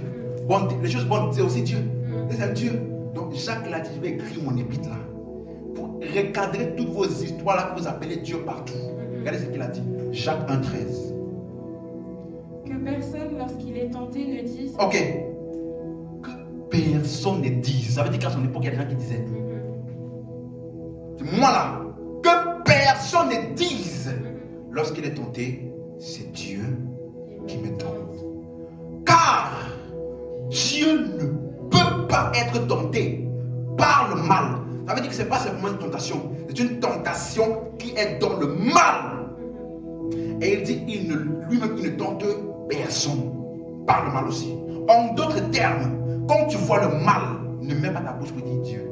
Parce que Dieu n'est pas là. Il n'est ni l'auteur, ni le consommateur du mal. Il est l'auteur et le consommateur de la foi. Que personne ne dise, verset 16. Ne vous y trompez pas, mes frères bien-aimés. Version Semeur. Ne vous laissez donc pas égarer sur ce point, mes chers frères. Ne vous laissez pas égarer sur ce point. Voilà pourquoi ce mot en grec là, ça veut dire planao. Ça veut dire c'est quelqu'un qui t'amène à te détourner de la pensée que tu avais au départ. Donc c'est quelqu'un, tu te laisses égarer par quelque chose que tu as vu, quelque chose que tu as entendu, quelque chose que tu as lu. Tu ne t'es pas égaré par toi-même comme ça tout seul. Non, il y a des choses que tu as dû voir, expérimenter, qui peuvent te pousser à te tromper. Il dit donc, sur ce point-là concernant Dieu, ne te laisse égarer par rien ni personne. Pourquoi? Verset 17. Toute grâce excellente et tout don parfait descend d'en haut du Père des Lumières, chez lequel il n'y a ni changement ni ombre de variation. Toute grâce est. Ne te laisse pas égarer sur ce point-là. Voici la vérité avec laquelle tu dois marcher, être conscient en regardant toutes les écritures là. Sache que toute grâce excellente et tout don parfait descend d'en haut. Ça veut dire que si ce n'est pas excellent, si ce n'est pas parfait, ça ne descend pas d'en haut. Du Père des Lumières. Le Père, c'est lui qui enfante. Donc, tout ce qui sort de lui est lumière. Et il n'est pas devenu lumière maintenant. Parce qu'il n'y a ni changement. Ça veut dire que ce n'est pas maintenant qu'il est devenu lumière. Il n'a jamais été autre chose que lumière. Et il n'y a aucune ombre de variation. Ça veut dire qu'il n'est pas un jour bon, demain il est méchant. Il n'y a aucune variation. Il demeure bon, indépendamment de ce qui est en face, indépendamment de qui est en face. Son caractère reste le même. Et tout ce qu'il donne est bon et parfait et excellent. Donc que personne ne dise lorsqu'il voit le mal, c'est Dieu. Ça là, tu dois être d'abord convaincu par ça. Si tu n'es pas convaincu par ça, tu vas déjà aller là-bas, voir des choses, être déjà dans l'erreur avant de commencer. Donc, on va lire l'histoire de Job un peu rapidement. Dans la première chose qu'il faut savoir, le caractère de Dieu. Don parfait, grâce excellente, Père de lumière, aucune ombre de variation, aucun changement. Ça là, c'est Dieu. Donc, quel que soit ce qu'eux ils ont dit de Dieu là, nous, on sait que ce qui vient vraiment de Dieu, c'est ça. Et c'est ça que Jésus-Christ nous a donné comme révélation. Maintenant, deuxième chose à savoir sur le livre de Job. Job chapitre 42, verset 3. Si tu avais beaucoup de pensées vis-à-vis de Job, après ta mentalité à être challengée. Job chapitre 42, verset 3. Il faut que tout le monde trouve.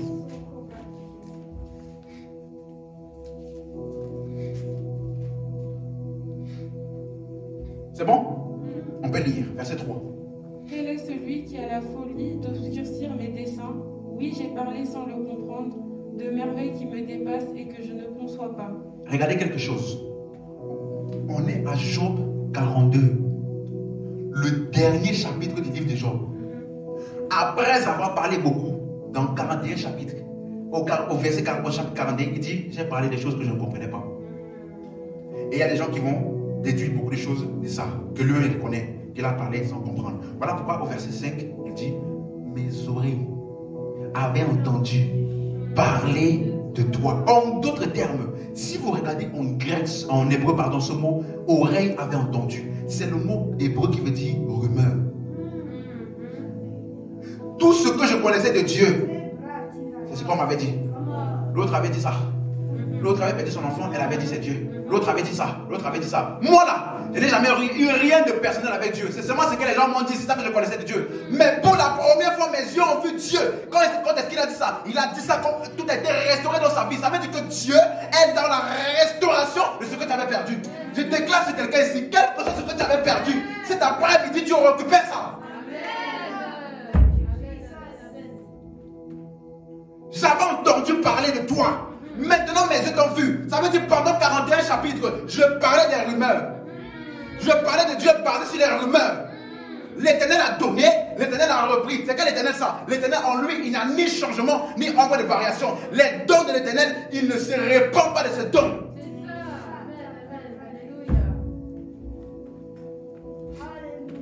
Dis Amen. Amen. Donc, il dit, lui-même il reconnaît.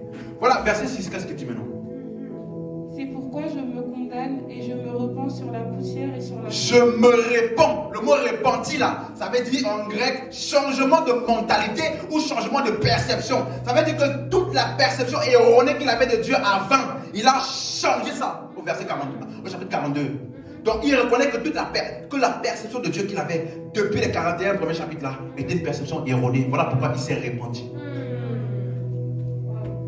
Donc si toi aussi tu essaies de connaître Dieu par des choses erronées qu'il a dit, toi aussi, un jour quand tu vas vraiment voir Dieu, tu vas te repentir. Dis encore Amen. Amen. Donc lisons maintenant rapidement Job 1. Avec ce que je viens d'expliquer là. C'est un petit background. Maintenant lisons Job chapitre 1 et on va essayer de terminer. Job chapitre 1 du premier verset jusqu'au verset 3. Il y avait dans le pays d'Uz un homme qui s'appelait Job, et cet homme était intègre et droit, il craignait Dieu et se détournait du mal. Il lui naquit 7 fils et 3 filles, il possédait 7000 brebis, 3000 chameaux, 500 paires de bœufs, 500 ânesses et un très grand nombre de serviteurs, et cet homme était le plus considérable de tous les fils de l'Orient. Ici, on nous donne une description de la vie de Job. Ok? Il était riche, il avait une très belle famille. Il avait beaucoup de biens, il était le plus considérable. Maintenant, verset 6. Là, maintenant, on va rentrer dans quelque chose. Verset 6. Or, les fils de Dieu vinrent un jour se présenter devant l'Éternel, et Satan vint aussi au milieu d'eux. Regardez quelque chose, s'il vous plaît. Les fils de Dieu sont venus devant l'Éternel, et Satan aussi est venu au milieu d'eux. Et j'ai entendu des hommes de Dieu dire, vous savez, Satan là, il n'a pas peur des chrétiens. Hein? La preuve, quand les anges se réunissent devant Dieu, Satan vient aussi. Si tu penses que quelque chose vient de Dieu, tu n'auras pas le courage de résister. Parce que la Bible dit résister aux malins. La Bible ne dit pas résister à Dieu. Au contraire, la Bible dit Dieu résiste aux orgueilleux. Donc, si toi tu crois que ça vient de Dieu, tu ne vas pas lutter contre ça. Et voilà pourquoi beaucoup de chrétiens aujourd'hui, c'est mon désert. C'est mon désert. Quel désert? Est-ce que tu sais que dans la Bible, le désert, c'est pour les chrétiens, c'est pour les incrédules? Le peuple d'Israël, il est sorti d'Égypte. La Bible dit qu'ils n'ont pas pu entrer dans la terre promise à cause de leur incrédulité. Et ceux qui sont rentrés, c'est seulement Josué et Caleb qui avaient cru. Parce qu'ils avaient un esprit différent, la Bible appelle ça un esprit de foi. Donc un chrétien qui dit je suis dans le désert, il a dit je suis encore païen. Parce qu'il nous a délivrés de la puissance des ténèbres. Et il nous a transportés immédiatement dans le royaume de son fils. Il n'y a pas de désert au milieu. Deux personnes disent, c'est Dieu qui m'a mis là-dedans pour m'éprouver. Dieu n'a pas besoin de t'éprouver. Laissez-moi dire ça à quelqu'un ici. Celui qui éprouve, c'est parce qu'il n'est pas sûr de ta capacité. Il veut voir si tu as vraiment compris ce qu'il voulait te dire. Voilà pourquoi à l'école, le maître, après t'avoir enseigné, il te donne les preuves pour savoir si tu as compris. Dieu, avant que tu le saches même, il sait déjà. Avant même, il connaît tout. Il connaît les intentions et les cœurs. Donc si c'est Dieu qui t'éprouve là, il n'est pas Dieu. mentalité et ta compréhension de Dieu doit être correcte. Si tu veux vivre une vie chrétienne correcte et être capable de dire, ça là, ça ne peut pas venir de Dieu. Donc Satan, sors d'ici. La Bible dit, résistez-lui et il fuira. On n'a pas dit fuira peut-être. Il n'a pas d'autre choix que de partir lorsqu'il est démasqué par la lumière de Christ. Et la Bible dit, les fils de Dieu se présentaient devant l'Éternel et Satan vint aussi au milieu d'eux. Maintenant regardez verset 7. L'Éternel dit à Satan, ah, l'Éternel dit à Satan, d'où viens-tu? Et Satan répondit à l'Éternel, de parcourir la terre et de m'y promener. Verset 8, l'Éternel dit à Satan, ah, verset 9, et Satan répondit, c'est quoi ça? C'est quelle discussion amicale ça? Et regardez ce que Satan a dit. Verset 9. Est-ce d'une manière désintéressée que Job craint Dieu? Ne l'as-tu pas protégé lui aussi sa maison et tout ce qu'il lui a et tout ce qui est à lui? Tu as béni l'œuvre de ses mains et ses troupeaux couvrent le pays. Verset 11. Mais étends ta main, touche ce qui lui appartient et je suis sûr qu'il te maudit en face. L'Éternel dit à Satan, voici tout ce qui lui appartient, je te livre. Seulement, ne porte pas main sur lui. Et Satan se retira devant la face de l'Éternel. Quand tu lis le livre de Job, il faut être conscient de quelque chose. Il y a l'histoire de Job et les personnages de l'histoire de Job qui ont parlé. Mais il y a aussi l'auteur du livre de Job qui racontait. Parce que ce qui s'est vraiment passé et qu'on a vu, c'est les choses qui se sont passées dans la vie de Job. Ce qu'il est en train de raconter ici, c'est l'auteur du livre de Job qui lui a eu une vision et qui nous raconte ce qu'il a vu dans sa vision. Et que pour lui est la raison pour laquelle les événements physiques maintenant qu'on a vus de l'histoire de Job, ça venait de ça. Donc ça là, il y a une vision. On m'a suivi? Donc, c'est pourquoi Jésus a dit, vous sondez les Écritures, mais il faut comprendre que les Écritures parlent de moi. En d'autres termes, toute Écriture est utile pour enseigner et pour convaincre. Écoutez-moi, toute conviction d'un chrétien doit être basée sur les Écritures, pas les expériences. Les expériences ne peuvent jamais corriger la révélation des Écritures. Bien au contraire, la révélation des Écritures est ce qui permet de juger l'expérience et de certifier ou non si ça vient de Dieu. Les expériences doivent se soumettre à la révélation des Écritures. Et là, l'auteur du livre de Job est en train de raconter une vision. Donc nous pouvons corriger et interpréter correctement ce qu'il a vu. Et je vais vous expliquer pourquoi. Première des choses, quand tu lis ça, Dieu parle avec Satan. La Bible dit dans 2 Corinthiens chapitre 6, quel lien y a-t-il entre les lumières et les ténèbres? Ne vous mettez pas sous un joug étranger. Car quel lien y a-t-il entre la lumière et les ténèbres, entre Christ et Bélial? Ça veut dire que cette conversation-là n'a jamais eu lieu en réalité. Dieu et Satan n'ont jamais parlé. Parce que dans n'importe quel lieu où vous êtes certain, lorsque la lumière entre les ténèbres disparaissent immédiatement, il ne peut pas avoir et lumière et ténèbres dans un lieu. Impossible.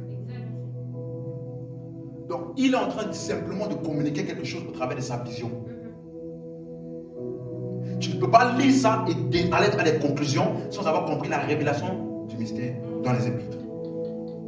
Il n'y a aucun lien entre la lumière et les ténèbres. La Bible dit, 1 Jean chapitre 1 verset 5, on a lu ça la semaine passée, Dieu est lumière et en lui il n'y a point de ténèbres. Ça veut dire que là où Dieu est, aucun ténèbre ne peut résister et rester là. Dis encore amen. Voilà pourquoi un chrétien ne peut pas être possédé. La Bible dit, ne donnez pas accès au diable. Accès où? Dans ta vie, pas en toi.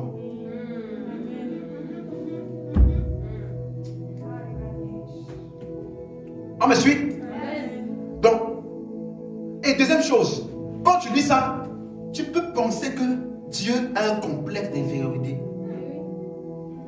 Satan dit, est-ce que vraiment Job là, il fait ça de manière désintéressée? Il ne te sert pas de manière désintéressée, il te sert parce que tu l'as béni. Et Dieu donc dans son orgueil, il est touché, il veut donc vérifier, s'assurer que Job le sert vraiment de manière désintéressée. Donc il dit, Satan, pour que je sois rassuré et moi-même, et me prouver à moi-même que Job me sert pour rien, donc Satan, vas-y.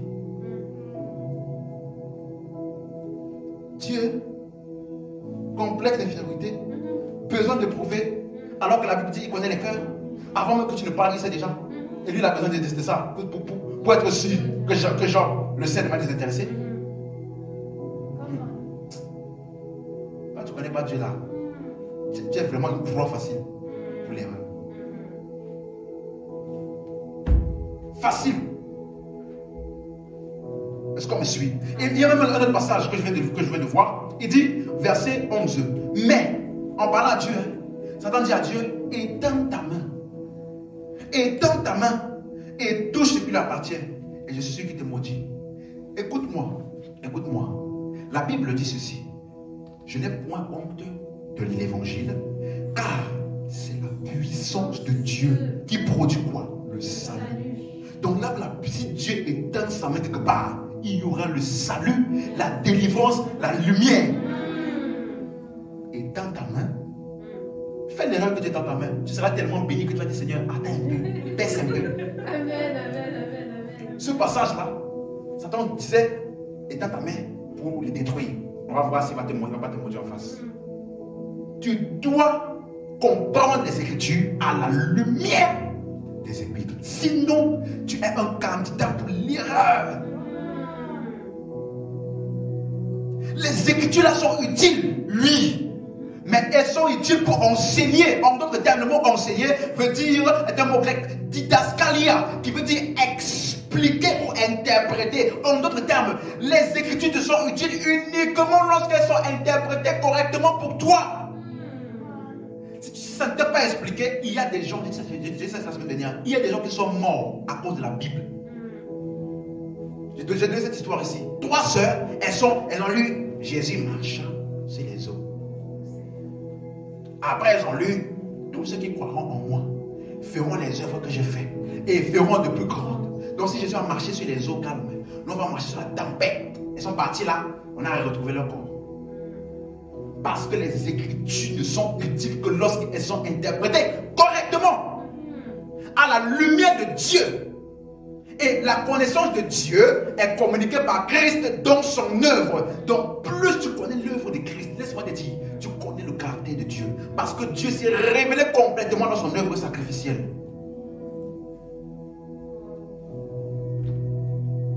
On me suit? Amen. Donc quand il dit au verset 6 là, les fils de Dieu vinrent devant l'Éternel. Maintenant, dis à ton voisin, est-ce que tu es prêt à être choqué? Est-ce que tu es prêt à être choqué? Prépare-toi, parce que ce que je vais dire là, je suis sûr que tu n'as pas entendu ça. Première chose, l'histoire de Job. L'auteur du livre de Job a eu une vision. Moïse aussi avait eu une vision. Parce que Moïse est né dans Exode 2. Comment se fait-il qu'il a raconté l'histoire de la création? Il a reçu ça par une vision. Et la Bible dit que l'homme naturel, dis-moi l'homme naturel. L'homme naturel ne reçoit pas les choses de l'esprit. L'homme naturel, c'est celui qui n'a pas le Saint-Esprit en lui. Il ne peut connaître Dieu qu'en partie.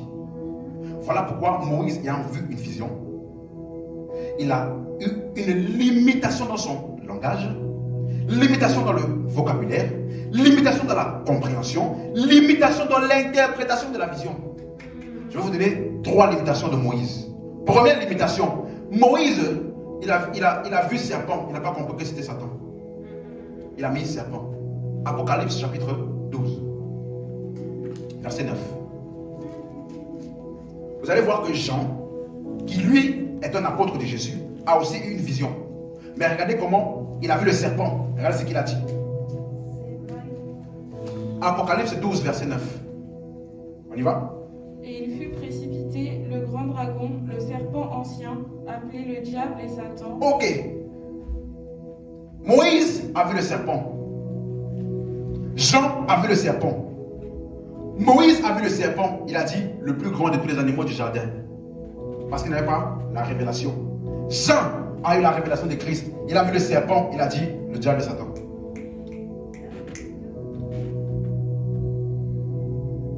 Est-ce qu'on me suit? Amen. Tu ne peux pas, les expériences doivent toujours se soumettre à la révélation des Écritures.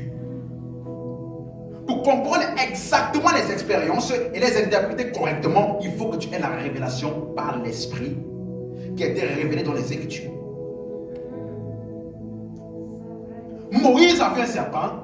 Apocalypse toujours, chapitre 20, verset 2. Chapitre 20, verset 2. Il saisit le dragon, le serpent ancien, qui est le diable et Satan, et Voilà. il le lia pour 1000 ans. Le serpent ancien qui est qui? Le diable et Satan. Mais Moïse, il a dit quoi? Serpent. Deuxième chose que Moïse n'a pas vue et qu'il n'a pas compris. Il a dit arbre de la connaissance du bien et du mal. Il n'a pas compris que ça voulait simplement dire péché. Romains chapitre 5 verset 12. Romains chapitre 5 verset 12. L'apôtre Paul qui a eu la révélation du mystère, il a raconté le même événement qui s'est passé au jardin d'Éden. Il n'a jamais utilisé arbre de la connaissance du bien et du mal. Pourtant, cet événement dit, le jour où tu mangeras de cet arbre-là, tu feras quoi? Tu mourras. Donc ça veut dire que Moïse a parlé de la mort qui a été produite quand quelqu'un a mangé dans cet arbre. Paul aussi a dit la mort. Il a donné la cause de la mort, mais il n'a pas dit arbre de la connaissance du bien et du mal. Romains 5, verset 12. Et pourquoi, comme par un seul homme le péché est entré dans le monde, Par un seul homme. C'est qui l'homme là? Adam. Le péché est entré dans le monde. Maintenant, regardez ce qu'il dit. et par le péché la mort, Et par le péché, la mort. Donc, l'arbre de la connaissance du bien et du mal, Paul a appelé ça quoi? Mort. Péché. Verset 14. cependant la mort a régné depuis Adam jusqu'à Moïse, Donc, la mort a régné depuis Adam jusqu'à Moïse. C'est pour ça que je vous ai dit que tous les hommes de l'Ancien Testament là, ils étaient spirituellement morts. Ok? On la suite. même sur ceux qui n'avaient pas péché par une transgression semblable à celle d'Adam, Donc, Moïse a appelé ça quoi? Transgression. Il n'a pas appelé ça arbre de la connaissance du bien et du mal. Verset 15. mais il n'en est pas du don gratuit comme de l'offense, car si par l'offense d'un seul, Car si par l'offense d'un seul. Paul a appelé ça quoi? Offense. Verset 19. car comme par la désobéissance d'un seul homme, beaucoup ont été rendus pécheurs, de même par l'obéissance d'un seul, beaucoup seront rendus justes. La désobéissance d'un seul. Regardez, Paul. Péché, transgression, offense, désobéissance. À aucun moment il a dit arbre. Je vais vous expliquer pourquoi. Troisième limitation de Moïse. Il a vu l'arbre de vie. Il n'a pas su que c'était Christ.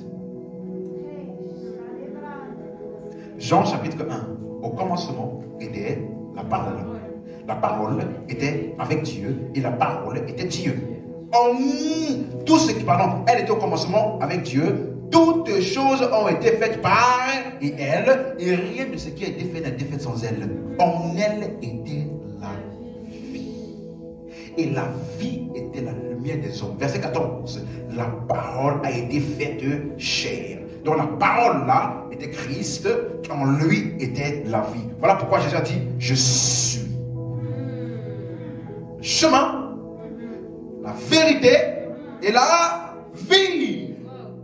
Car Dieu a tant aimé le monde qu'il a donné son Fils unique afin que quiconque croit en lui ne périsse point, mais qu'il ait la vie éternelle. En d'autres termes, nous avons la compréhension de la révélation du mystère. Et nous comprenons que dans le jardin d'Éden, ce qui s'est passé, c'est simplement qu'un homme, il devait croire en Christ pour avoir la vie. Mais au lieu de croire en la parole de vie, il a écouté une autre voix. Et cette écoute de l'autre voix qu'il a cru par incrédulité, il a rejeté l'évangile, il a cru en autre chose et il est mort. Paul a compris, il a appelé ça désobéissance, transgression, péché, offense. Il a compris que, écoutez-moi, manger, ça ne voulait pas dire manger.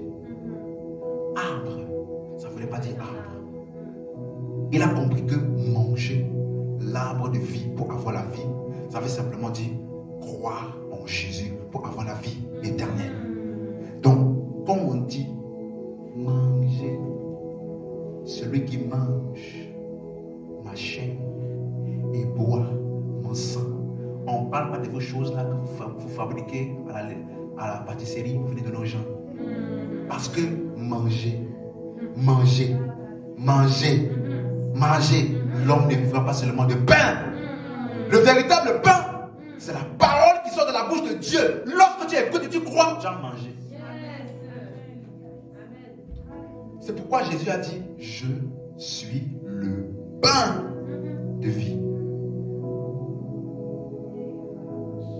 Que celui qui a l'intelligence pour comprendre, comprenne. Est-ce qu'on me suit? Voilà pourquoi je dis ici que les choses que l'œil n'a point vues, que l'oreille n'a point entendues, Dieu nous a révélées par son esprit. Maintenant, 1 Corinthiens 2,12, qui est la suite. 2,12, il dit, nous n'avons pas reçu l'esprit de ce monde, mais nous avons reçu l'esprit qui vient de Dieu, afin que nous connaissions. Donc nous là, par la révélation du Nouveau Testament, nous avons la connaissance. Et verset 13, 1 Corinthiens 2,13. Quelqu'un me suit là? 1 Corinthiens 2,13. On y va? Et nous en parlons non avec des discours qu'enseigne la sagesse humaine, mais avec ceux qu'enseigne l'esprit, employant un langage spirituel pour les choses spirituelles. Il dit, on a reçu l'esprit de Dieu pour connaître les choses qui nous ont été données. Et il dit ces choses-là que nous connaissons. Nous là, parce qu'on a l'esprit, on n'emploie pas les discours de la sagesse humaine. On n'a pas besoin d'utiliser les choses de ce monde-là. Arbre, arche, sens des linteaux, temple, tabernacle. Nous, on emploie un langage spirituel pour les choses spirituelles. Quand on dit péché, c'est péché. Quand on dit croire, c'est croire. On n'a pas besoin de donner une histoire d'un homme qui est parti sacrifier son fils et à la dernière minute pour comprendre que Dieu justifie les hommes par la foi. Nous, on appelle ça justification par la foi sans les œuvres. On emploie un langage spirituel pour les choses spirituelles. On n'a plus besoin de partir imager un temple dans lequel il y a le parvis, le lieu saint et le lieu saint. Non. Nous, on sait, vous êtes le temple du Saint-Esprit. En d'autres termes, le lieu où Dieu demeure éternellement, c'est en moi. On emploie un langage spirituel pour les choses spirituelles. Ça veut dire que je peux regarder la vision de Moïse et dire, Moïse, assois-toi. Je vais t'expliquer ce que voulait dire, ce que tu viens de voir. Parce que tu as employé un langage limité. Parce que ton esprit n'était pas encore illuminé par l'Esprit de Dieu. Moi, j'ai l'illumination. Donc, je peux te dire, ce que tu as vu là veut dire ceci, veut dire ceci, veut dire ceci. Voilà pourquoi, à partir de la révélation de Paul, je peux te donner la complète révélation du jardin d'Éden. Qui est quoi? Un homme devait croire en Christ pour pouvoir avoir la vie éternelle. Voilà pourquoi Adam n'a jamais eu l'image de Dieu. Parce que la Bible nous dit que l'image de Dieu, c'est Christ.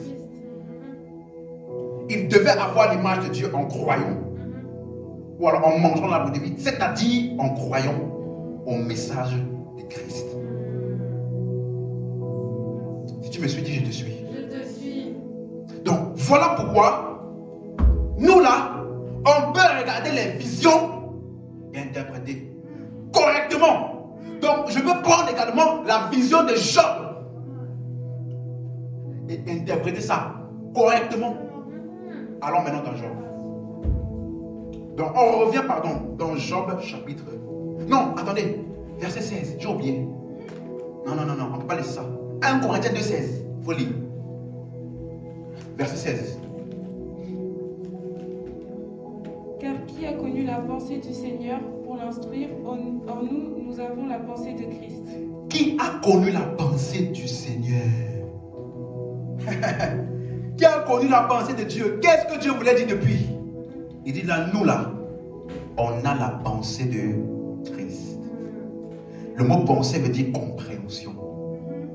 On a la compréhension de Christ. Voilà pourquoi nous là, on a la pensée de Dieu. Voilà pourquoi le passage qui dit mes pensées ne sont pas vos pensées ne s'applique pas à moi. Ça s'applique à ceux de l'Ancien Testament qui n'avaient pas Christ. Nous là, on a la pensée de Christ. Voilà pourquoi quand vous lisez 1 Jean chapitre 5 verset 20. 1 Jean chapitre 5 verset 20.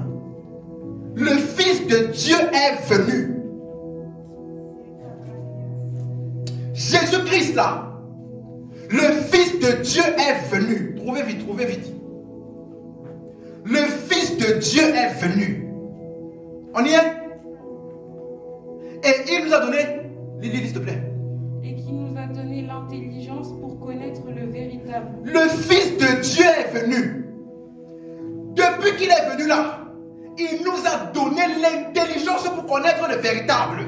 Et nous sommes dans le véritable en son Fils Jésus-Christ. C'est lui. Tu avec moi, c'est lui, c'est lui. C'est lui qui est le Dieu éternel, le Dieu véritable et la vie éternelle. Quelqu'un qui fait un peu les débats. Est-ce que Jésus est Dieu? Tu ne lis pas ta Bible ou quoi? C'est lui le Dieu véritable et la vie éternelle. Et lorsque nous sommes en lui, il nous a donné l'intelligence, la compréhension, la faculté, la capacité mentale et intellectuelle pour avoir l'esprit illuminé, les yeux de nos cœurs illuminés, afin que nous puissions connaître le véritable. Ça veut dire que tous les autres là qui sont en dehors de Christ ne sont pas le véritable. Est-ce qu'on me suit? Bon, je vais terminer ici en donnant quelques passages bibliques. Dis à ton voisin, tu es prêt à être choqué? Non, parce qu'il faut préparer ton intelligence. La Bible dit, les fils de Dieu viennent un jour se présenter devant l'Éternel. Et Satan vint aussi au milieu d'eux. Maintenant, que Dieu m'aide. C'est ce que je vais te dire là. Après toi entendre ça, Jean 3, 13. Dis avec moi, toute révélation, répète après moi, toute révélation de Dieu qui est contradictoire à ce que Jésus a dit est une fausse révélation. Ok, tu as compris ce que tu viens de dire là? Lis maintenant Jean 3, 13. Personne n'est monté au ciel, si ce n'est celui qui est descendu du ciel, le Fils de l'homme qui est dans le ciel. Vous savez ce que ça veut dire personne? C'est le mot grec ou déis. Ça veut dire rien ni aucun. Donc c'est utilisé et pour les personnes et pour les choses. En d'autres termes, aucune entité n'est montée au ciel avant Jésus. Satan, je peux parler? Satan n'est jamais monté au ciel.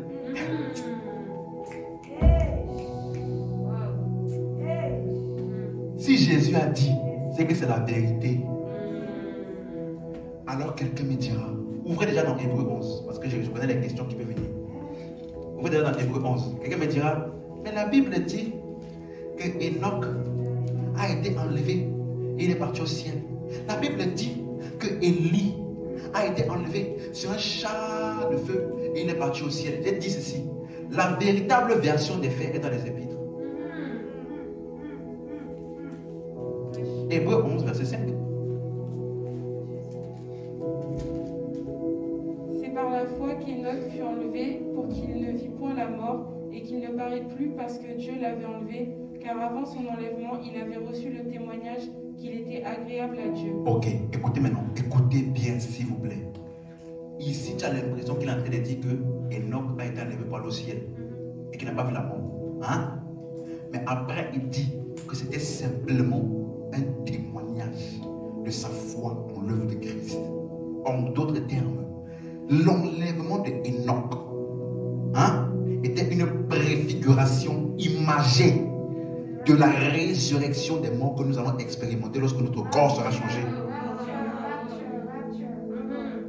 Est-ce qu'on me suit? Mais dans les véritables faits, verset 11. Dans les faits réels, verset 13. C'est dans la foi qu'ils sont tous morts. Dis avec moi tous.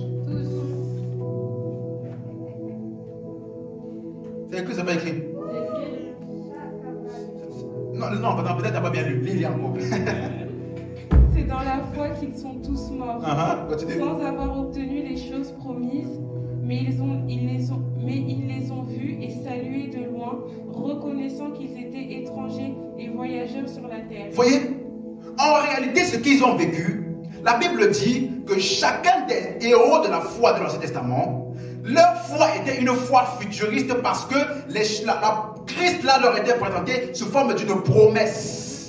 Et la Bible dit que c'est pas la foi que nous comprenons que les mondes ou alors les époques et les siècles ont été façonnés par la parole de Dieu. Ça veut dire que le monde de Noé a été façonné par la parole de Dieu qui est Christ. Ça veut dire que dans le temps de Noé, il y avait une représentation imagée sous forme d'une promesse qui parlait de Christ. Et Noé a cru en ça. Abraham également, il avait une représentation. Chacun avait une représentation. Voilà pourquoi la Bible dit donc eux là, leur foi, on appelle ça quoi? La foi est une ferme assurance des choses qu'on espère, qui arrivera dans le futur.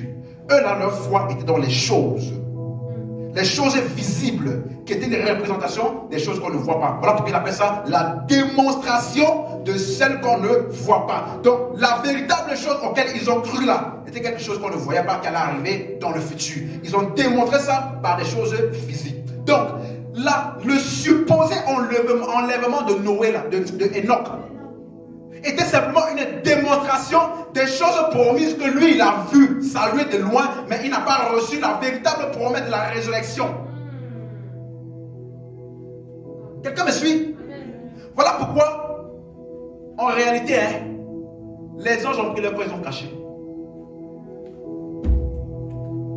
Voilà ce qui s'est vraiment passé.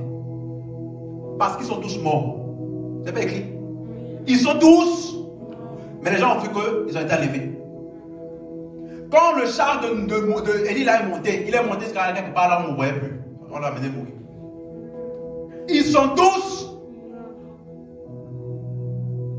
Mais les événements se sont passés ainsi pour montrer une préfiguration des choses auxquelles ils espéraient et qui étaient promises. Ils sont morts sans avoir vu, sans avoir obtenu la réalité de la promesse. Ils sont tous morts. Ce n'est qu'après la résurrection de Jésus, la Bible dit que les tombeaux des saints ont été ouverts, ils sont sortis. Ça veut dire que tous les saints là, ils étaient tous dans le sein d'Abraham ou dans le séjour des morts. Et la Bible dit que lorsque Jésus-Christ a payé le prix, la mort ne pouvait plus le retenir, la Bible dit. Voilà pourquoi Jésus dit que la caractéristique de mon église, je bâtirai mon église et les portes du séjour des morts ne prévaudront point. Et c'est pas au futur, parce que Jésus a dit ça avant sa mort et sa résurrection.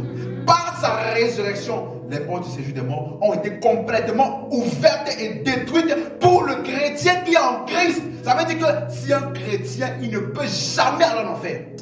Même s'il va en enfer par erreur. J'ai dit ça ici, non? L'enfer va se transformer en ciel. Donc parce que Dieu ne veut pas que l'enfer se transforme en ciel, il t'envoie, il te laisse au ciel. Ils sont tous morts. C'est entré ou que ça va entrer? Deuxième vérité. Satan est parti. Il a vu Dieu. Il a vu Dieu où? Deuxième vérité.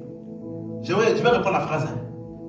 Toute révélation de Dieu qui n'est pas en accord avec ce que Jésus a dit est une fausse révélation.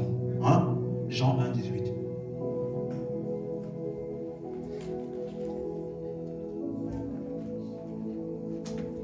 Jean 1, 18.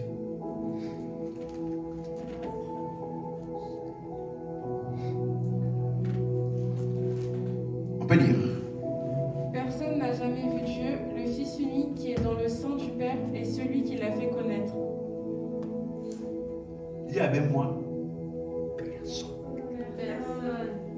Le mot personne là, c'est le même mot. Oudéis. Personne. Et j'ai dit la semaine passée ici, ni les anges n'ont jamais vu Dieu avant Jésus. Pas possible. On a lu dans 1 Timothée chapitre 6 verset 16 que Dieu, qui lui seul possède l'immortalité, il habite dans une lumière inaccessible. C'est français, non? Français, ça veut dire inaccessible, ça veut dire quoi? On ne peut pas accéder. Hein? Que nul ne peut voir ni n'a vu. Donc ça veut dire que Dieu dans sa forme de Dieu ne peut jamais être vu, ni connu, ni compris. Aucun ange, aucun homme, aucun démon, aucun diable, aucun Satan n'a jamais vu Dieu. Jésus a dit 1 Timothée 3,16. On va voir quand est-ce qu'ils ont vu Dieu. 1 Timothée 3,16.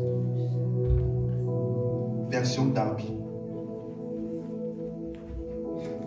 1 Timothée 3,16, version Darby. Et sans contredit, le mystère de la piété est grand. Ok.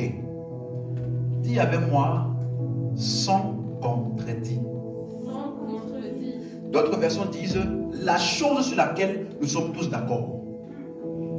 Et ce qu'il appelle le mystère. Vous vous rappelez quand je parle de mystère, c'est quoi? Les écrits. Il dit le mystère de la piété ou de la divinité. En d'autres termes, la version Semeur dit le plus grand secret de Dieu. En d'autres termes, ça là qui va expliquer là. Si tu n'es pas d'accord avec ça, tu n'es pas chrétien. Même si tu viens à l'église. Parce que la chose sur laquelle on ne fait pas débat, on ne fait pas débat sur ça. Si ce n'est pas clair dans ton esprit, tu n'as jamais été chrétien. Il faut qu'on te reprêche l'évangile de Jésus-Christ et que tu crois. Parce que ça là, c'est le socle de l'évangile. Il dit le mystère de la piété, la chose qui était contenue dans le plan de Dieu depuis l'éternité passée et qui a parcouru dans toutes les prophéties des prophètes et que Dieu a toujours voulu révéler. Ce mystère-là est grand. Quel est-il? La suite. Dieu a été manifesté en chair. Dieu a été manifesté dans la chair. Voilà pourquoi la Bible dit faisons l'homme à notre image. En d'autres termes, de nous sortira un homme. On me suit? Dieu a été manifesté dans la chair. Tu n'es pas d'accord avec ça. Tu vas en train de faire des débats. Est-ce que Jésus est Dieu? Est-ce qu'il est vraiment Dieu? S'il est Dieu, pourquoi l'appelle fils? Si tu es encore dans ça là, tu n'es même pas chrétien.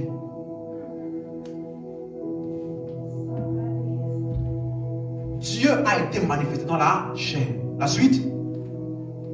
A été justifié en esprit. Il a été justifié où? En esprit. Parce que la Bible dit que lui qui n'a point péché, Dieu l'a fait devenir péché. Il n'a pas seulement pris nos péchés, il est devenu le péché. Voilà pourquoi il avait besoin d'être justifié. On me suit? Maintenant la suite là, c'est ça qui me plaît. Hein? A été vu des anges. Ah, vu de qui? Donc, c'est quand Jésus, Dieu s'est fait chair. C'est là que les anges ont vu Dieu pour la première fois. Quand Jésus dit, il faut croire à Jésus. Personne n'a jamais vu Dieu. Ni aucun ange, ni aucun démon, ni qui que personne. La seule manière par laquelle Dieu pouvait être vu par quelqu'un, c'est parce qu'il est sorti de sa forme de Dieu. Il est devenu un homme pour être visible, interagi et connu. Donc ça veut dire que jusqu'ici, je ne sais pas pour parler des gens, vous vous rendez compte? J'ai dit que je vais seulement mettre les basiques. Avec le background que je viens de vous donner là, Satan, il est parti au milieu des fils de Dieu devant l'Éternel. Ça ne peut jamais dire ce qu'on pense que ça veut dire là. Donc c'est quoi les fils de Dieu? C'est quoi il est venu? C'est quoi l'Éternel? C'est quoi tout ça là? Semaine prochaine. Amen. On a terminé pour aujourd'hui. Levons-nous. Alléluia. Dis avec moi, Père, merci de la révélation Merci de la révélation par l'Esprit par l'Esprit de Christ de Christ en moi. en moi. Pousse un peu de cri de joie ici là. Amen. Il faut que le... Non, ton cri là n'est pas, t'en fais.